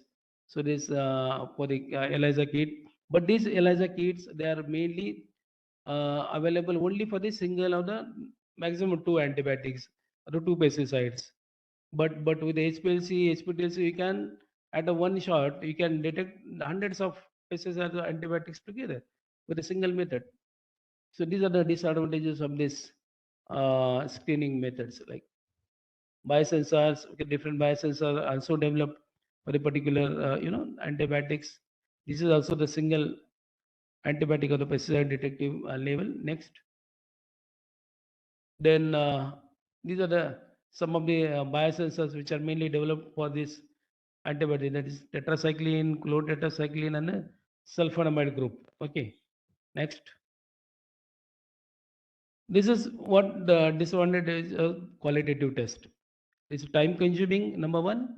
Number two, it is a less sensitive and accurate. Okay, so it won't give what kind of the antibiotic is there, what kind of the antimicrobial is there, what is their label. Okay, this only it contains antimicrobial. It will tell like this only. Okay, single compound detection. Only it will detect only the single compound, not multiple compound. There is inability to detect metabolites. Okay, whatever the penicillin it is given to the animal, it may convert into this its metabolite. So how many metabolites are there? So that we can identify with the analytical method, but not with the qualitative test. High detection limit. Okay, it requires very high load of the antibiotics. Then only it will detect composition and influence of the various matrices. Okay, so this is also differ from their detection level. Delay in the treatment. Okay, suppose if your treatment is regime is finished 8 10 days before, so such from that animal you cannot detect this kind of the antibiotics by using this qualitative test. Next, then chromatographic method. Okay, these are the HPLC, HPTLC, LC, LCMSMS. Okay, so these are the techniques already covered on the post day. Okay, so I will not go in detail. This is what I have to cover or highlight more on this topic. That is how to eliminate this antimicrobial residue from the animal origin food. So there are certain, strategies. Okay, we have to follow as a being veterinarian or being the public health veterinarian. Number one is we have to promote the disease resistant livestock breeds. All Indian breeds are disease resistant, as you know that. Okay, the what are the exotic animals are there in our country for the milk production or the drug purpose, they are very vulnerable. Okay, they are very prone to the diseases.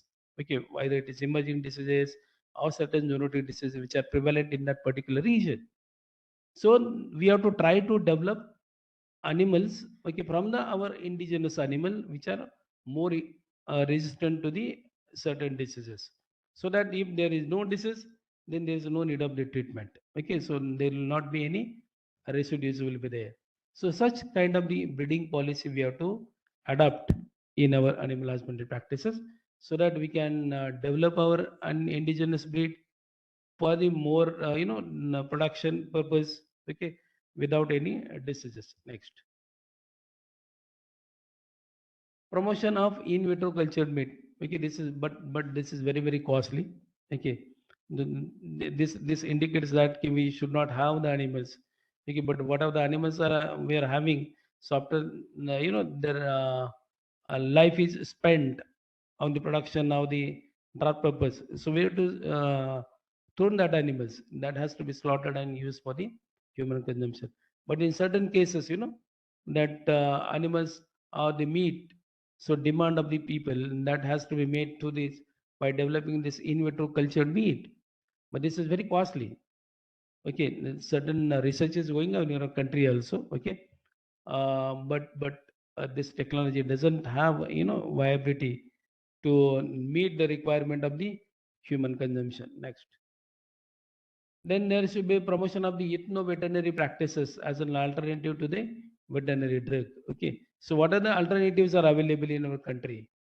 Okay, so besides antibiotics, what are the alternatives available, like herbal preparations are there? Okay, so that we have to try. Okay, like neem as a diarrhea indica, that's a neem we can use for the treatment of the certain open wounds or something like that. Okay, then shatavari is also used for certain milching disorders in animals. So such practices we have to start. Okay, Ayurveda. Okay, Ayurveda medicine we have to start giving to the animals. Okay, so that it will definitely reduce the consumption of the antibiotics or the antimicrobials. Next. Then what are the other measures? Number one is a reduction of the antimicrobial usage. So that is what we have to keep our animal healthy. Okay, so by that way we can reduce the use of the antimicrobial. Then judicial use of the antimicrobials. So we have to use these antibiotics, given all the rules and regulations which are given by the government of India for proper use of these antibiotics. Okay, into the animal population. So then only definitely we can reduce the evidences of getting this residues in the animal tissue. Then mass awareness has to be given to all the stakeholders, farmers, okay, because these farmers are also on their own way, okay, they use these antibiotics, okay. As you know that definitely there is veterinarians doing this, private practices or government veterinary dispensaries are there, but the farmers which are not reaching to that veterinaries, they give their own treatment on their own. So such kind of the awareness we have to create. And once the treatment is given to the animals, how to keep the produce of the animal produce like milk or meat, which does not reach to the consumers having this antibiotic residues.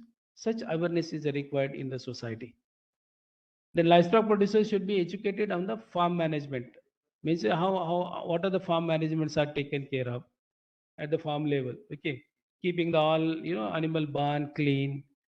That water has to be given clean or the potable water to the animal. What are the feed which is given to the animal? That feed should be good quality. It should not have that fungus contaminated feed. Okay, what are the roughages are given, concentrates are given. So these are the good farm practices to be given to the farmers so that animal will be keep healthy, okay, and away from the diseases. Then rapid screening methods and establishment of the framework to proper monitoring and drug usage. Okay, so definitely there should be proper monitoring or the continuous surveillance should be there. Okay, once we are educated people means they will not follow the same protocol for the years together. Okay, sometimes they will forget to follow certain practices into the animal husbandry. So we have to have this monitoring and surveillance to keep always eye on the what are the kind of the animal produce, the animal origin products are processed. Next, and the last one, that is a one health aspect. As you know that this one health aspect is it is administered in all the government agencies right now, through the universities, to the central government or federal government. Okay, and here all the physicians, veterinarians, and environmentalists, they work together. Okay, for keeping our human as well as animal healthy and aquaculture healthy. Okay, so that everybody will be healthy in this case. So that is why our G20 theme is also based on that. What is that theme? Maidega. One earth, one family, and one future. Okay, so this is mainly based on the one health aspect. So that is why we have to have this one health aspect also. We have to implement properly. We have to work together, all the stakeholders together, to keep away animals from the disease, human from the disease free, and also the aquaculture of the fish. Okay, so that everybody will be healthy in this globe. So thank you so much. This is the last slide. Okay, thank you so much. Thank you very much, sir, for excellent information on the different sources of antibiotic residues, then the methods for detection and quantification antibiotic residues in animal origin foods, different animal origin foods. Thank you very much for your very valuable information to all the participants. Now, participants, if you have any questions, you can ask one or two questions. Already we are late.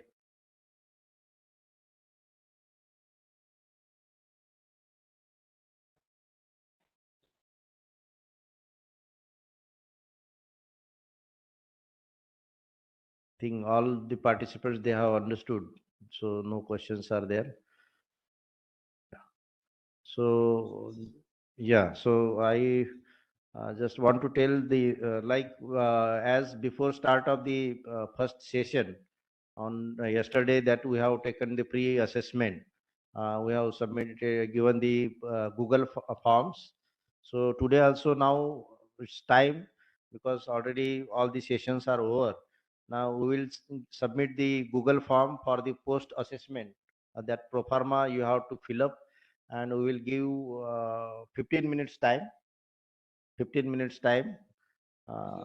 Yes, 15 minutes time. So the organizing committee request you to fill up the post assessment form and then submit. And if you I have think any, yeah, organizer has already submitted, shared the link, that is Google link for the Google form on your WhatsApp group.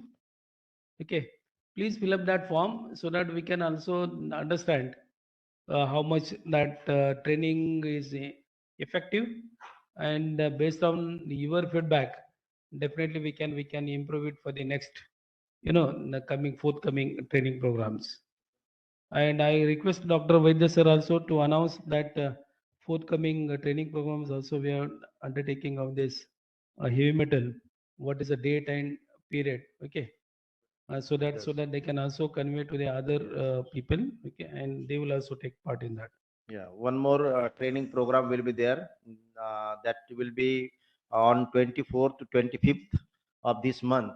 That will be on the detection of heavy metal residues in animal origin foods, particularly the chicken and water samples. So all participants are requested, please join for this program also. And now for again, if you have any miss that if you want to tell if suggestions, so all are now this topic is open for discussion for today's training program. If you want to say anything or your feedback, although we will submit the feedback form also, that also you have to fill up. But your any suggestions for the improvement you can tell. Yes. Yes, yes. After this, when you will submit the post-evaluation pro forma as well as the feedback form, and we will check all these, whatever the necessary requirements, then only we will provide the certificate. That will be, we will submit on your email IDs.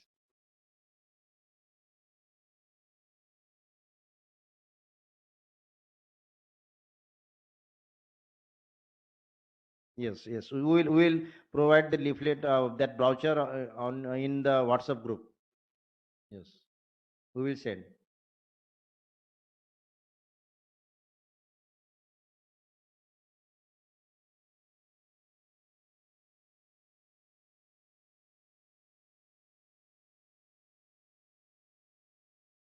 Yeah, then yes, yes, we will provide all the PPTs as well as videos also available on our websites. Yes, will all the recordings will be available on your our NAHEP website.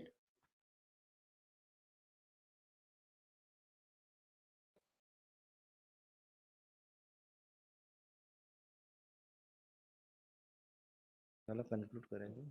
We have our separate NAHEB website also. On that website, all the recordings of the lectures will be I think shared after 2 to 3 days. Okay, compiling all the presentations, everything. You can whenever you want, you can just look at that presentations at any time. Okay, so that will be done. And as Dr. Vaidya sir said, kindly send your post assessment and feedback form also. Okay, so once it is received from everyone, all the participants, and so we'll start sending the certificates on their email. Okay, this is all about. Anybody want to say something? Anyone from the participant?